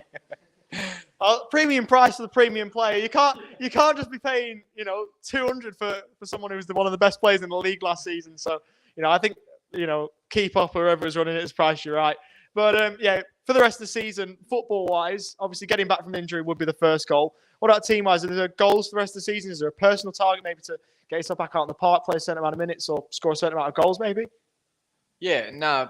Personally, for me, it's just staying fit, and that's always the goal for me. And I think, once you do that and you get into a good run of games, then that's when, you start to get that confidence and you can start playing very freely and trusting your body. But from a team perspective, I think we've sat down a few times. We know that we're not where we want to be, but we also know that we can be so much better. And we've got the quality in our change room to do that. And the club's a fantastic club. I've loved being there. And I think, we definitely need to be doing better than we are at the moment. So I think, we've sat down and we've said that we need to just stick together. And no matter what happens, in these last 9-10 games of the season, we need to stick together and we don't throw the towel in, because it can get a little bit like that with being, no promotion relegation in this country, that, teams can't make finals, but they just go out there and they sort of sack it off for the last few games and don't give 100%. And I think, we need to make sure that we set a culture at our club that, we play every game like it means everything, and we give it right until the last day of the season, and we'll see where we end up. Yeah, no, absolutely. So hopefully from a Western sense and from your personal sense, you can get back out there and get back playing football. So that's it for the football section of things. Chaz, I believe you've got a few FPL questions to get going with. I certainly do, Ollie. And before I go into it, I just want to say big thank you to you, Ben, for taking the time out. An absolute pleasure to have you on the couch this afternoon.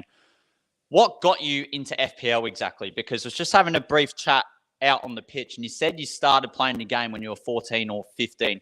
Exactly where you got the obsession for the game from? Yeah, I started, like, I've always loved football, obviously. I've always played football. I've always loved football my whole life. And, I've always been a big Liverpool fan. And, when I was like probably, 13, 14, it was like, this fantasy Premier League. And I think back then, it wasn't as big as what it is now. And obviously the game's grown so much. But every year it's, even if I come off a bad year, I'm not playing this year. And then 1 week before the season comes, I'm like, all right, come on, let's get a team together. Let's get a league. And, it's just something good. And, even if it's people that you don't speak to all the time, you can actually keep in touch, because you've got that common interest of, football and, you want to maybe put a little bit of money on it, or you just have a laugh with the lads in your league. And I think it's a top way to bring people together, even if it's people you don't keep in contact with all the time. How's your FPL career gone ever since you first started, and especially what has been your highest rank in terms of as such season you have partaken in? I think this year will be my highest rank because I'm not chucking the towel in. I chuck the towel in every year. Last year, the last couple of years, I've definitely taken it more serious, and I think I've gotten better as I've gone along. At the start, it was like a fad, 10 games and then gone. The last few years, especially when I was living in Scotland, it was a lot more serious, watching a lot of football and actually, I know I need to get this guy and I need to get this guy. And since I've come back to Australia, it's a little bit harder in that sense. I do still follow it hugely, but it's hard to watch every game like it was when I was in Scotland. But COVID killed me.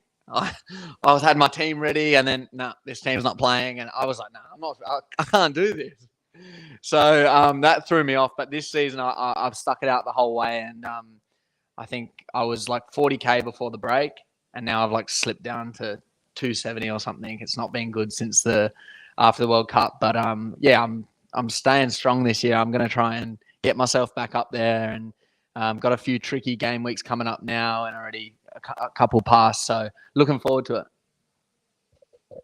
Do any of your Western United teammates play FPL? And in addition to that, does your football club have their own mini league? I heard there was a brief memo on your goalkeeping coach, who is a genuine FPL nuff. Yeah, Michael Theo. So I'm sure everyone's familiar with him. He's a decorated A-League goalkeeper. Won so many titles with Victoria and Brisbane Roar.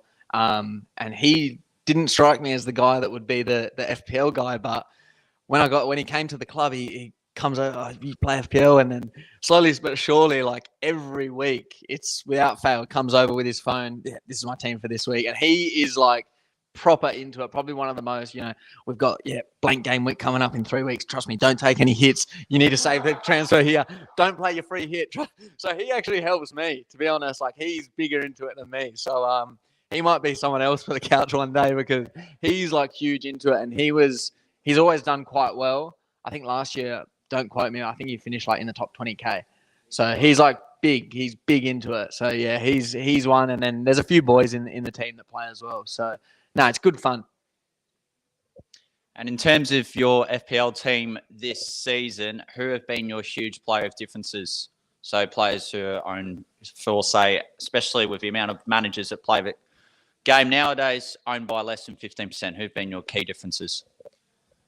I think my big one early on in the season, I had Rodrigo from Leeds, and like he was just flying under the radar. Bamford was out. He's playing 9.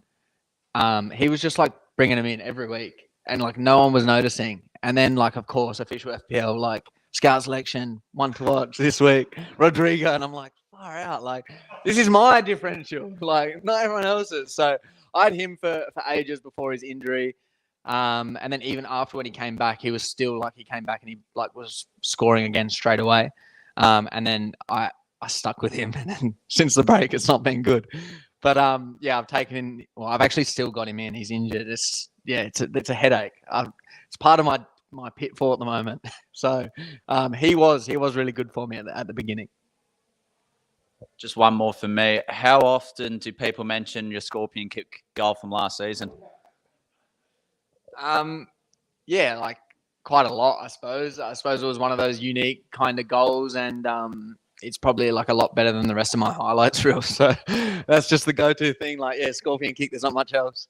So, but no, it's good. It was a special moment for me, and like I think in your career you can only hope for a moment like that you can hopefully one day show to your family and your kids and grandkids and things like that. So it's nice for me, and it's something that I always keep close to my heart. Certainly, we all know that Ben Garuccio, all of us here know that he's more than just a scorpion kick. He's a good footballer. He's an FPL manager, and he's certainly more than just one goal. But to the room and to anybody watching along at home, are there any questions that you would like to ask? We've got a professional football here. We've got an FPL nut, maybe not as much as Michael Theo, but we've got an FPL nut here. So Damo.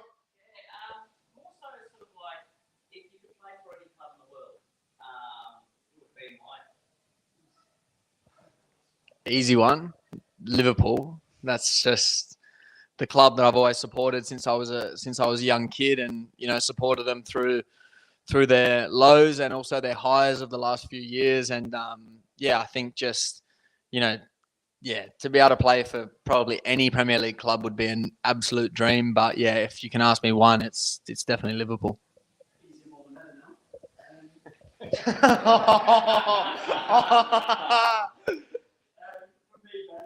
Obviously, played Scotland with Hearts. Aaron Hickey, he's been moved to the Premier League with Brentford. Can you talk to us about him? What do you think of him? Yeah. So he's obviously a left back just like me. And we had a couple of left backs at the club at the time. There was myself. We had someone who was on loan from Manchester United, Dimitri Mitchell.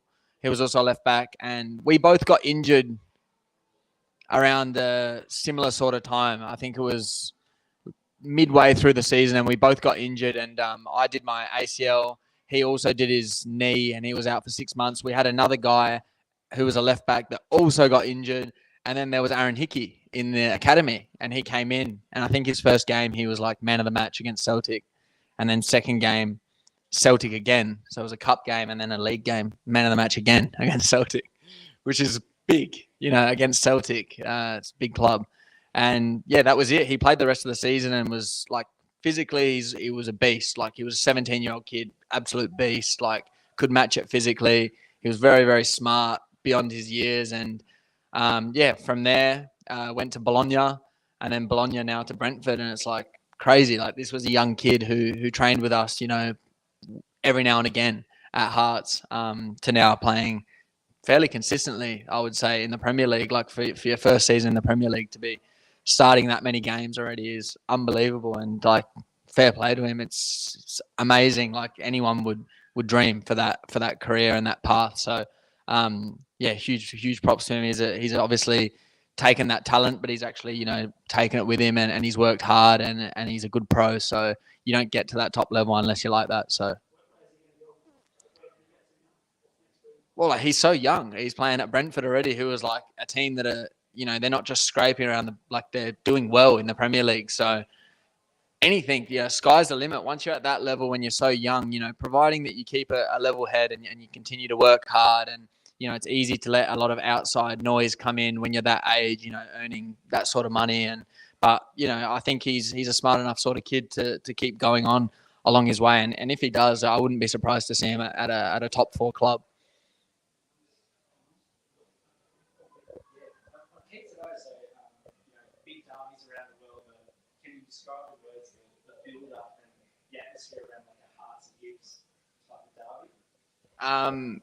It's pretty crazy. Like they're pretty crazy. Scottish people are pretty crazy for football and sport in general. Like even rugby over there is huge, but yeah, football when it comes to football in Edinburgh, like it doesn't get any bigger than a Hearts versus Hibs derby. And there was one derby that I was actually injured, and I was walking. It was at Easter Road, so I was at their ground, and I was walking towards the game, and got stopped by a few Hibs fans, and it wasn't very nice. Wasn't a nice memory, but like they just absolutely give it to you. And when I was there, we won more often than not, which was great. But when you're on the losing end, like you will not be showing your face in town after an Edinburgh derby. Like if you lose and you're seen anywhere after the game, you better be prepared to cop it. pretty heavy. So it was good when you win. Like you go out like you're like the king of the city. It's unbelievable. You can go out for dinner with your partner or whatever you want. But yeah, it's one of those games like stops the whole city, and yeah, they are crazy for their football over there. So it's it's amazing. That's why you go over there for those experiences. Any more? Just quickly from around the room. Would you like to go back to Europe at some point? Yeah. It just depends, to be honest. Like I'm at an age now. I'm 27. I'm super happy here with Western United. If there was something that came up and I felt that it was the right opportunity for me, I wouldn't turn it down. No way. You can never say never in football and in life. So I don't feel like I got to give 100% of me as a player when I was over there. I feel like when I look back, I do have some regrets about, my time over in Scotland. And, I felt like I had more to give. And then, I got my injury and then we had a change of coach and then the new coach didn't want me and COVID hit. There were so many factors that came into it. I feel like I didn't get a proper go at it. It wasn't my first option to come back to Australia. I didn't really want to. But with COVID and everything, it was a very strange world out there for football and transfers. And there wasn't a lot of clubs that were willing to take a punt on an Australian kid who hadn't played for a year, coming off an ACL reconstruction. So it was a sort of a tough period for me. And I ended up being forced to come back to Australia. And, I won 2 A-League championships because of it. So it's not all doom and gloom. But, yeah, if there was an opportunity, you never know.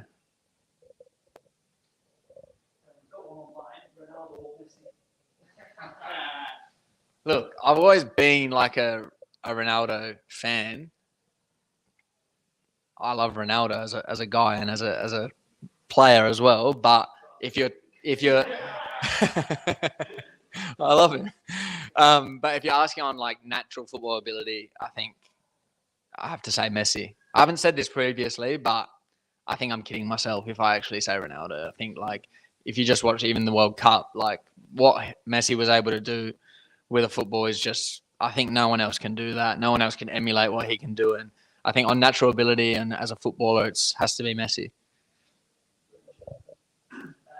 My other one was, who's your tip for anyone in the to push on into your next step? It's on the spot. This is on the spot, this one. Let me have a quick gather. I personally, I really like the looks of Irankunda from Adelaide. I think he's so young, and Adelaide's a great club for nurturing players. I experienced that firsthand, and he's been given opportunities already early. And I think if he can continue to work hard and to listen to the coaches and to keep growing as a player, I think he's got like fantastic potential, and he's got that sort of X factor that not all players have in this country. And I think if you look at your likes of, your Azanis, Marco Tilio, he's another one for me, crazy X factor. Playing on him is arguably probably one of the hardest players to play on in the league. He's a good mate of mine. I don't want to pump his tires up too much. But, they've got that, and it's something different that not everyone has that ability to turn a game on its head. So I would like to think those two could push on and go over to Europe. Just going to say one more for me. You mentioned Tilio being a tough one. There's obviously players you played against in Scotland and over here probably that you had a game and you think, turn me inside out here. Who's the toughest opponent that you've played against, either, in a front three or, someone's played on the right wing with you at left back and you're just thinking, wow, like 1 second he's there and he's gone 2 seconds later and the ball's, 5-10 yards away from me. I've had a few in my career. I would say Ryan Kent from Rangers, ex-Liverpool. So that's why, ex-Liverpool. But he's like crazy, and he like it wasn't just me. Like there was other players in my Hearts team like that you didn't see them get turned inside out too often, and he even turned them inside out and gave them a game to forget. So him, I would say definitely like your Tilios. Like really hard. He can go both ways. He's super quick off the mark. I'm trying to think of who else. There's definitely been more than that, but off the top of my head, Tills is really hard to play on. Like I tell him that myself. So yeah. He certainly looks set for big things, doesn't he? The Melbourne City winger, he looks like a player.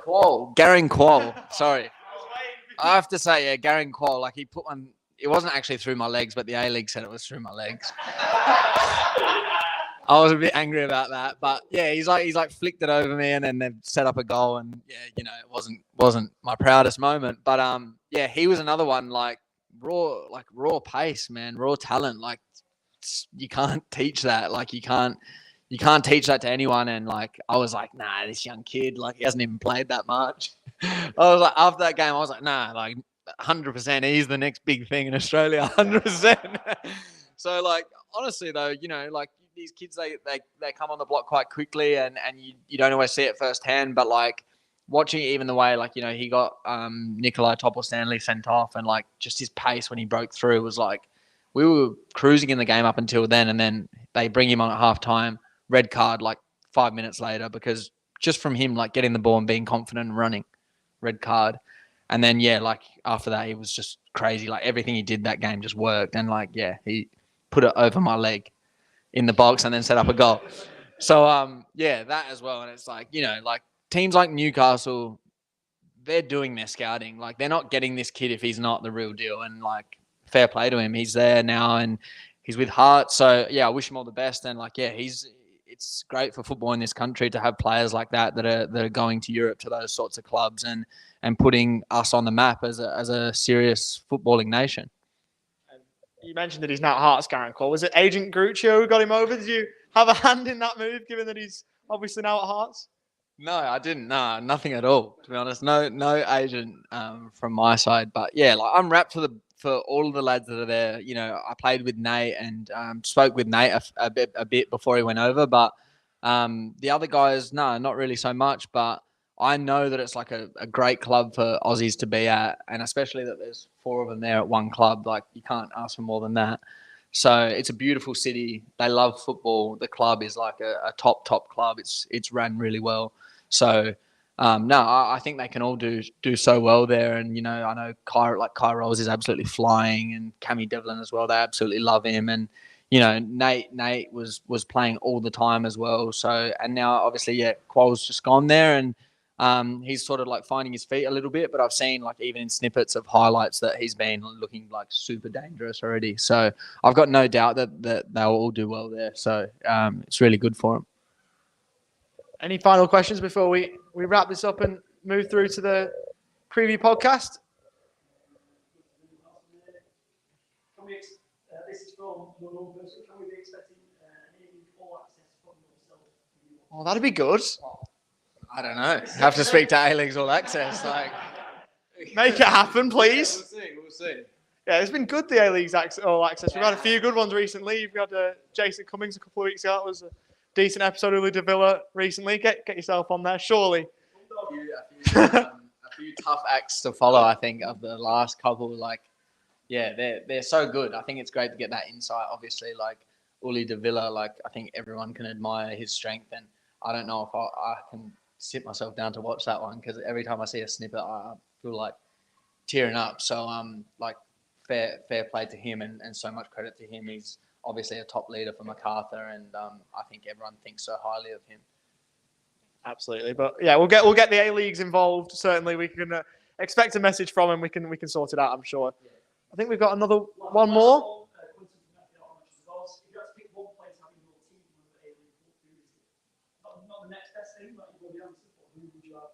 There's plenty of options here.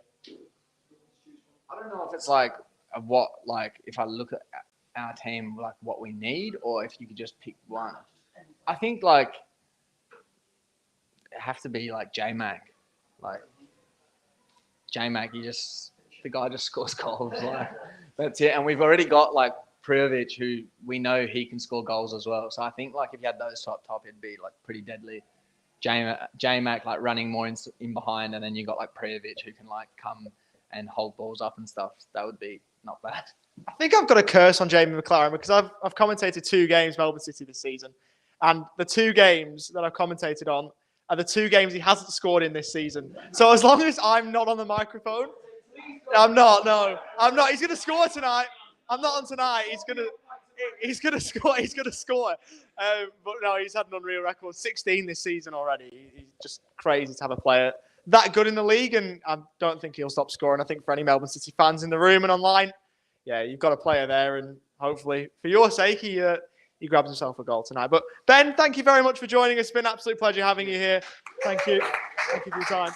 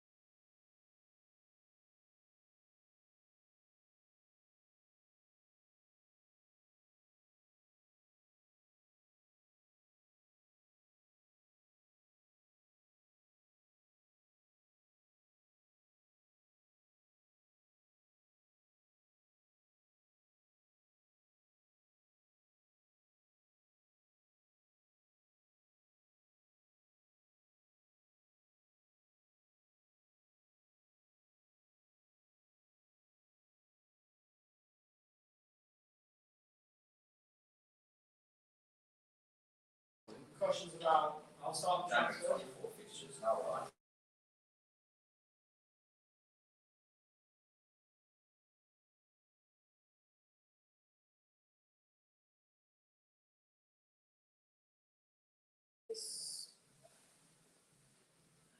Hello everyone and welcome back to the FPL Social here in Melbourne for 2023. We have got the Game Week 24 preview pod mixed in with a little bit of FPL Social Space. And who better to have up on the couch alongside me? And of course Chaz. We've got FPL West Ham, we've got Sidebet. What a panel this is to talk through Game Week 24 and all it will have to offer. Starting of course with Aston Villa and Arsenal at 11:30 Melbourne time, the deadline, and of course is at 10 p.m. So get your teams ready, because if you miss out on that deadline, you will be made to look like a fool. Even if I make the deadline, which I will, I'm still going to go backwards. But two people will go very well. We've got Damo, we've got Peterson. How are we looking for Game Week 24, lads? Have we made any transfers? Got any plans? Yeah, just sort of building up to the double game week next week. So the only change I've sort of made is bringing in Robbo from Liverpool. I already have TAA, so it's a double Liverpool defense for me at the moment. Hopefully, I'm actually hoping for a 0-0 between Newcastle and or either a high scoring affair where the defenders get assists or a 0-0. It's obviously trickier as well. So that's me at the moment. Yeah, for myself, it's more of a consolidating this game week. So it's going to be very bland. I am rolling my transfer this week. Seem to be in a good spot heading into the double next week and coming out of the double from last game week. So yeah, that's why I played for this one. Just hold the ground. Now, from my point of view, we'll get your thoughts in a minute, Chaz, as well. I am planning to wildcard next week. Well, that was my original plan coming into today. And then everybody's saying, we've got the experts saying, oh, wildcard late, wildcard after game week 30, and now I don't know what to do. Because post-World Cup I've been awful. So, as much as I want to take the advice of the professionals who actually know what they're doing, I feel like I'm in an exceptional case where I've had an awful run since the World Cup. The World Cup break absolutely broke me. Going into the World Cup, I was doing all right. And then now I'm doing horrendously. So, I think the plan is to wildcard for the double in game week 26, it is, isn't it? 25? Yeah, that's the one. And then obviously go from there. So I'm just going to sidestep. I've still got Mark Cucurella for some reason. So I'm going to move on from him, go from him to Luke Shaw, who will blank, of course, obviously, but I'm going to wild card and get rid of him. So it's a 1 week move, it's a short term move, but I think, well, I need to wild card. I need to refresh my team. I've still got a couple of chips left, so I think I need to use them and get back up the ranks. But Chaz, what are the plans? You surely got things more on the wraps than I have. Before I get to my transfer ideas, I want to get back to the concept of why Ollie was heartbroken during the World Cup here. For me, why I was heartbroken is still to this day, Australia were robbed against Argentina in the last 16. I'm surely convinced by it. In terms of my transfer ideas, I'm simply going to roll. We've got a massive double game of 25 ahead with Arsenal, Liverpool, Everton and Wolves, but mainly relevant for Arsenal and Liverpool assets. And the big question is whether we go for the double or even triple up on Liverpool. So we've just got the fixtures on here. I'm trying to start in. Good work from Chaz to bring those up before. But the fixtures so far, as we will just run through those quickly. Aston Villa, Arsenal at 11:30 tonight. Brentford, Crystal Palace, Brighton, Fulham, Chelsea, Southampton, Everton, Leeds, Nottingham Forest, Manchester City, Wolves, Bournemouth, all at 2 a.m. If you missed over those. 4:30 is Newcastle. Well, yeah, we're gonna. Well, I won't be watching Prem at 2 a.m., but I'll be watching football of some sort. Then on Monday morning, we've got Manchester United against Leicester, and then Tottenham and West Ham. A bit of a London derby there for you, Dave. 3:30. Good luck with that one. You may well need it. So off the back of those fixtures, who are we targeting perhaps as players to look at for this week? Maybe there's somebody out there on a wild card or on a free hit. Who are you targeting out of this week? Give it to Peterson first. Okay, so from a fixture, if we're just looking solely at the fixtures for this game week and you're looking for something a little bit spicy, I think Ben Chilwell may be one on the menu for a few owners this game week. I'm very excited about that. So heading into FPL Social today, there was actually a lot of rumours that Thiago Silva, Cucurella, Ziyech and Reece James may be missing this Southampton game. And we've seen Ben Chilwell sort of slowly make his way back into the side. He played 60 minutes against Dortmund the other day. He made a cameo off the bench against West Ham last week. And now, let's be honest, it was pretty average. I thought Suchek in goals was amazing though. Ben Chilwell was very attacking even when he made that cameo off the bench. So I think if you're looking at, maybe making a wild card or a free hit soon and you're just looking at doing something wild, I really like Ben Chilwell for this game. Yeah, left back. I'm going to be pretty boring and just say, obviously, with the invite for doubles next week, sort of loading up on your sort of Arsenal and Liverpool assets sort of thing. So, for me, someone like an Echidna, I think he should be good. As I said, someone like whether it's TA or yes, they haven't sort of lit the world on fire, but especially with who Liverpool are playing, there can be goals there. There's definitely something to sort of look forward to. My only sort of question, and sort of throw back to the panel here as well, like at the moment, currently sitting on De Bruyne.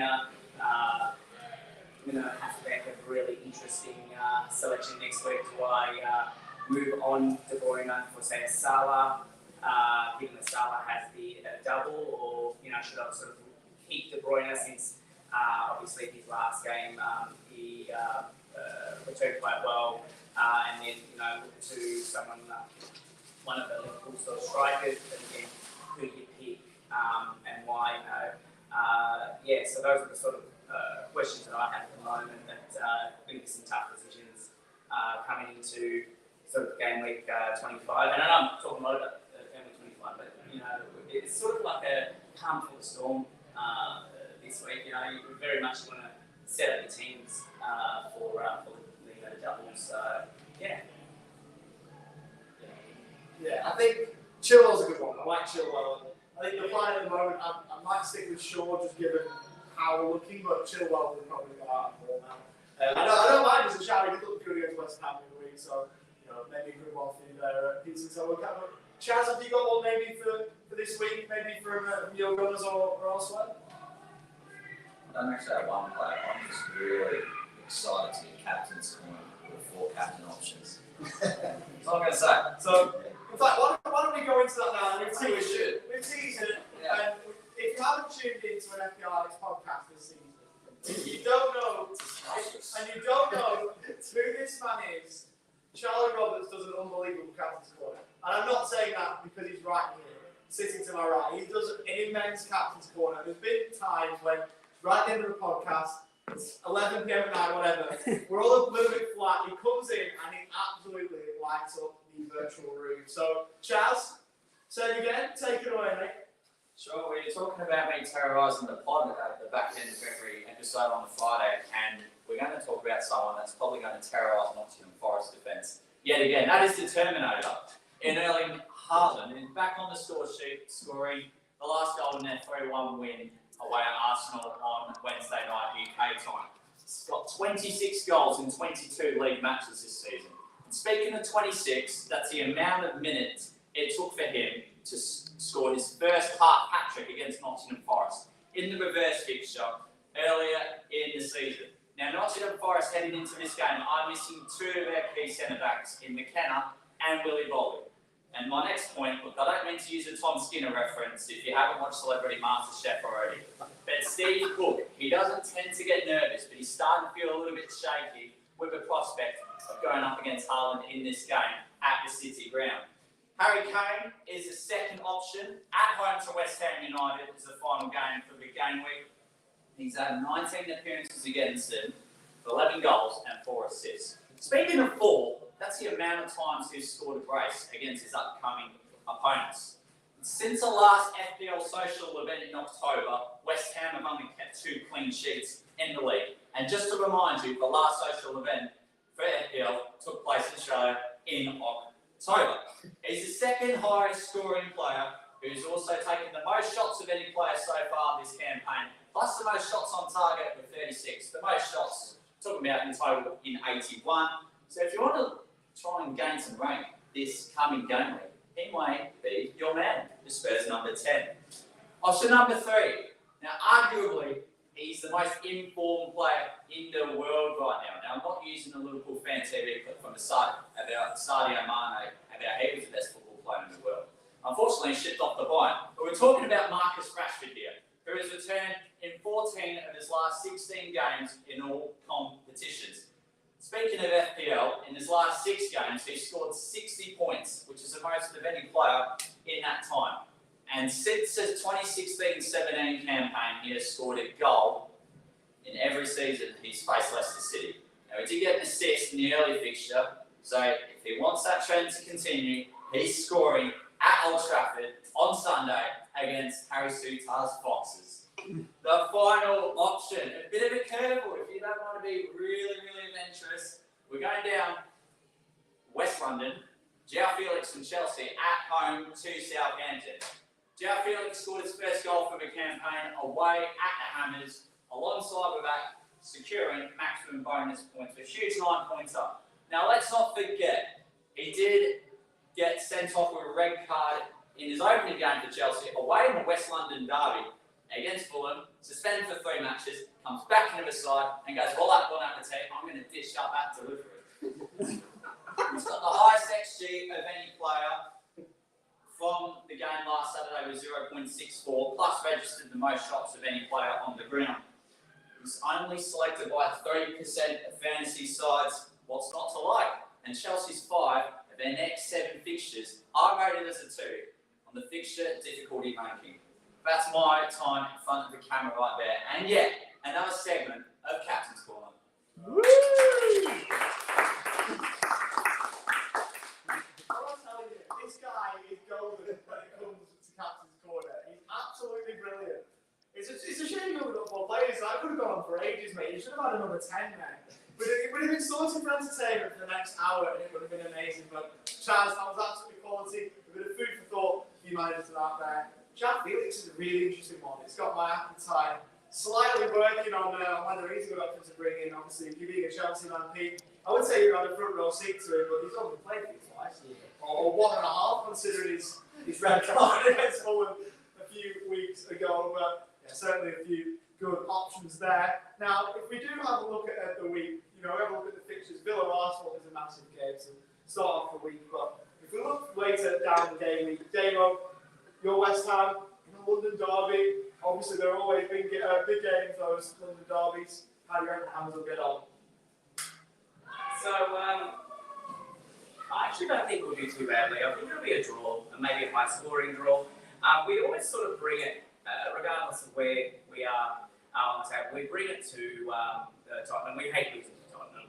So, yeah, I honestly think we'll bring it. Obviously, it's going to be tough for us. I believe Paqueta's out as well. But if I'm going to throw in a little bit of differential at West Ham, none other than Ben Rama. He brings the game when Paqueta's not there. So, yeah, so if you're looking to do something absolutely crazy, and I don't recommend it, but if you're absolutely crazy, I would definitely have a look at Ben Rama as a little bit of a punt.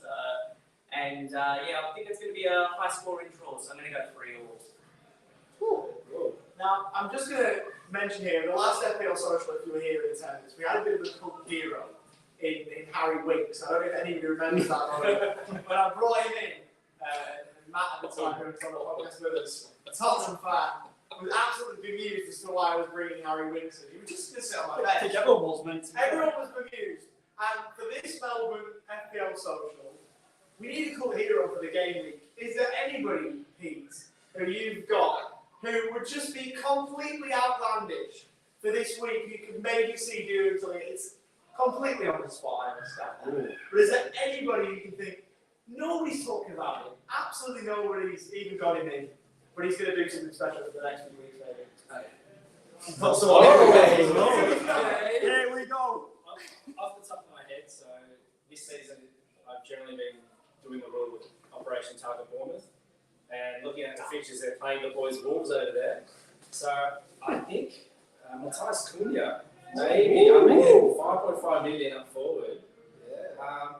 Not the most prolific of goal scorers, but that tends to be the case when you come from a Diego Simeone and Atletico Madrid. But up against the Bournemouth that are just barely keeping their head above water at the moment, a little bit on the outside there. And you know what, given that it's Bournemouth, I don't mind it because now we've got two heroes. Because remember the Sydney one, we had Philip Billing with kids. That's right. So basically, the FPL Social loves Bournemouth. That's what we've got. 2 in a row with Philip Billing and now besides Cunha. I don't mind that. No one's talking about it. Obviously, signed of the Brazilian recently to Bournemouth. So let's see. If he does do anything this game week, we're going to ask about the lottery numbers, I think. I hope you're ready for it. We're going to ask for the lottery numbers. You're going to get rich because Cunha is someone that we haven't talked about. But maybe he does something. Who knows? We shall have to find out. But Chaz, what do you reckon? Good call? Yeah, it's a cracking call. In fairness, I'm still recovering from my captain's corner.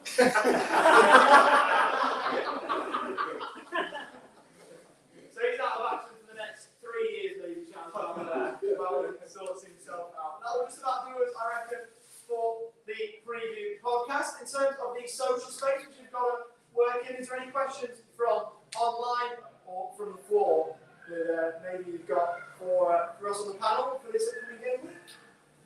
What do you think about rolling transfers this week? Is it a good move? Well, we've got a couple rolling, haven't we, on the panel? So, any reasons to why? For myself, personally speaking, I'm rolling because I just want to put myself in a better position for game week 25. Also, give Liverpool an extra week. Not scout them. I know what Liverpool's all about, but sort of hope that the players I want to do good, and hopefully see something there that might make me want to invest a little bit further. He's on a lot of managers' menus heading into that game week 25, and I think it'll be more seeing what Trent and Robbo could do as well, and maybe some Diogo Jota points as well. And obviously, is there an FA Cup's coming up in between that, isn't there? So Just before So I haven't done this, but if I'm going to give some actual proper advice, maybe roll your transfer, have a look at that FA Cup game. Obviously, the last thing you want to do is bring in a player and then he gets injured in the FA Cup game. So that's probably the most sound advice I'd give. I said I haven't done that, but what's the saying? Say, do as I say, not as I do. So that's all I've got to say on that one. Practice what you preach is the other one along those lines as well.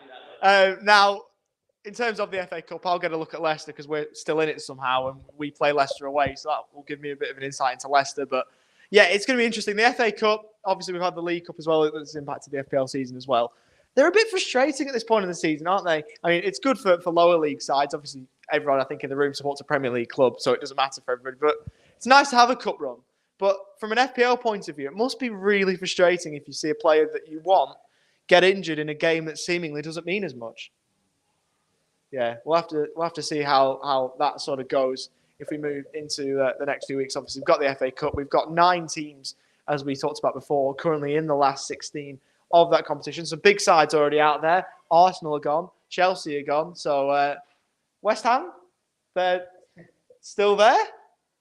I mean, yeah, they're still there. I mean, it was the Carabao Cup where we walked all over you at London Stadium. But FA Cup, you're still there. Maybe a deja vu if we can get past Leicester in the quarters. Who knows? But any more questions regarding FPL?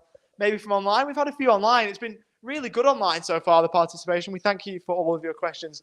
Those listening on.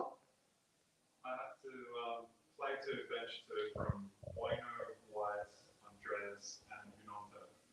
What would you guys do? Play to bench. I was looking at Nonto as an option to bring in after his game against United. I think it was the first one because they played United twice. I quite like Nonto as an option as a player. I think he's a really good player if you're looking at eye test. Obviously, Arsenal at the moment. I don't know why I'm giving advice. Arsenal at the moment look brilliant. So defensively, I mean, obviously they've had 2 defeats or 2 bad results, I should say, in a row with the Brentford game and the Everton game, where they picked up 1 point from those 2 games. And then City after that. So it's not been a good run for them. But maybe I don't know if that's going to carry on. Chaz, what do you reckon with Arsenal? No, it's not about Arsenal. I will answer your question. So field 2 of a 4, is that correct? Cool. So I'd field Nonto because he eats spaghetti and drinks Moretti. And then the other one, I think Andreas, because he's heavily involved in Fulham's goals this season. White, look, as much as we won 1-0 away last season, I just don't know about us today. I think we win, but somehow we're going to bloody concede a cheap goal. And it was the other one, Bueno. Personally, for me, I'm not so sure about his minutes at the moment. Yeah, I would do the same for what it's worth. I think Villa's a tough one. You never know what you're going to get. I think Nonso, forward player, attacking minded, hasn't scored as much as I thought. When I looked at him to bring him in, I thought he'd scored a few more goals than he has, but he's just a player that he's quick, he's skillful. He's the kind of player that I think FPL managers, he's one that you would sort of look at and go, wow, he's done really, really well because he's so elegant on the ball. But I think attack-minded, you'd have a look at him. Again, I think I agree with Andreas. He's been wonderful for Fulham. I think low on price, involved with their goals, and I think they're the two to go with. So I concur with Chaz there. Yeah, and I concur the same thing. And I'll just sort of mention, obviously, with Andreas, he's the player that's been sort of sitting on our benches the whole season. So, and he has come on every now and again for me. He's one that if he gets points, well, he's been sort of sitting our bench. It doesn't hurt you. Do you know what I mean? Like, it doesn't hurt you to see him sort of sitting on your bench. Whereas, if you had, I can't remember who actually mentioned this about Shaw, that hurts you seeing, Shaw, having a 12-pointer when you've got another player or anything like that. So for me, it would probably be Andreas, and then it's probably toss up with the other ones. Potentially, I sort of agree in terms of White. I think Arsenal do win, but I think Villa do score as well. So that's mine. There's a lot of narratives with this game week with those options there. So Bueno, do we think he's going to start over Aitnauri? I hope so. And that's probably the best fixture on paper because up against Bournemouth, Operation Target Bournemouth at home. Gnotto, you just have a feeling Sean Dyche is targeting this fixture that they cannot lose this game and they have to keep a clean sheet. And I'd be absolutely petrified facing Sean Dyche if I walked back into that change room having conceded a goal. Pereira's Pereira, but and was the other one Ben White? Yeah, so I'm starting Ben White, which means he's only going to return 1 point and probably get subbed before 60 minutes. I like the Bueno shout because it's probably going to be very differential as well. I mean, with Bueno, we've got a Wolves fan in the room. We've obviously got you, Jack, in the back of the room. What do you reckon? Would you? I don't reckon he starts. No. Oh, there you go. Yeah, I was going to say. So I think full house, I'm pretty sure, with starting Nonso, starting Andreas to answer that question. Long-winded, but we got there. Any more from the floor or from online, FPL Social-wise? Yeah, I think Rashford and Haaland were the main two. I think from speaking to everybody before, it was either Rashford or Haaland. Was there anyone else from in here that didn't go with either Rashford or Haaland? Seb? Don't mind it. Yeah. He was my first pick, and then I quickly switched to Haaland, and back became in his. So other than Seb, everyone in the room's gone for either Rashford or Haaland. Can we do a quick show of hands? Who's gone Haaland? Who's going Rashford? Obviously subject to change. Yeah. Wait, you're going for Kane? The captain merchant himself. The captain's corner. He's gone for Kane. You didn't mention this. Look, I just wait for it till the end of a segment. It's just how I operate sometimes. You get what I mean? And also, he's a fake Arsenal fan. He's a traitor. That's what we're saying. Chaz is a traitor. He's not a gooner. He's a Spurs man. Get him a Spurs shirt. There's probably plenty here at Ultra Football. We'll sort it out. Get Kane on the back and he can wear it. Because that's what he's looking like at the moment. Chaz with Harry Kane there as his captain. But what about transfers for this week for everybody else on the floor? Is any interesting transfer moves that we've got from here in the room or online? Or are you not? Are you keeping your cards close to your chest? Nah, rolling as well. I've got none in the pool at the moment, so I want at least two, which means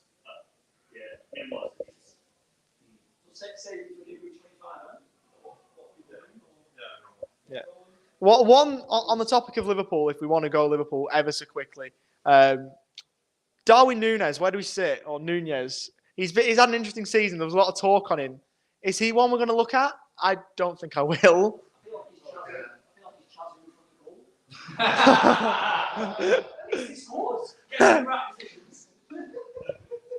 That's good. I like that. That is good. Seb, you had a question just before, mate? I've gone Tarkovsky instead of Bueno. I don't trust Bueno. Under Dash, I don't mind it.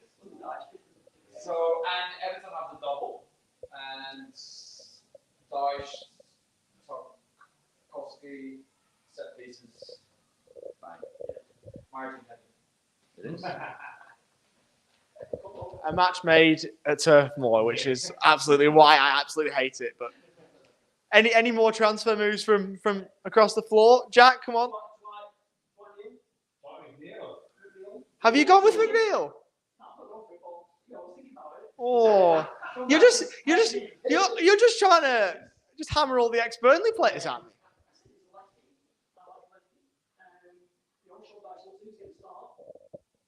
Yeah. I won't be bringing him in.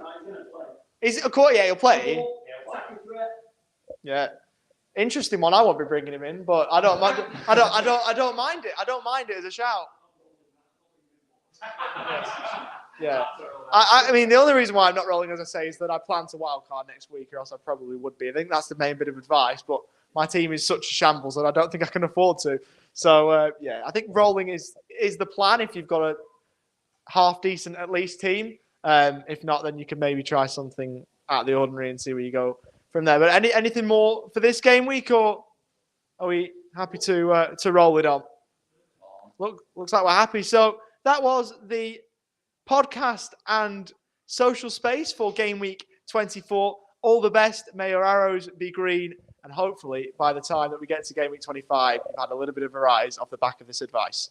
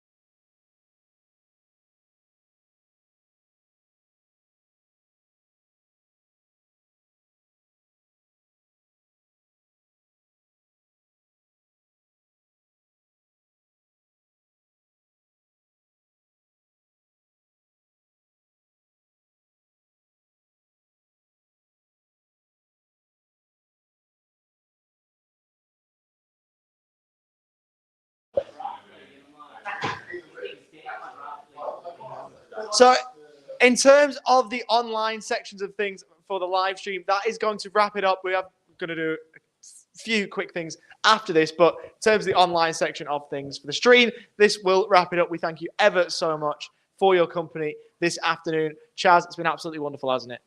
It's been such a pleasure doing this event alongside you, OWP, who's done it on a hat trick now, and it's also his birthday today. So happy birthday, Oliver, in person on my...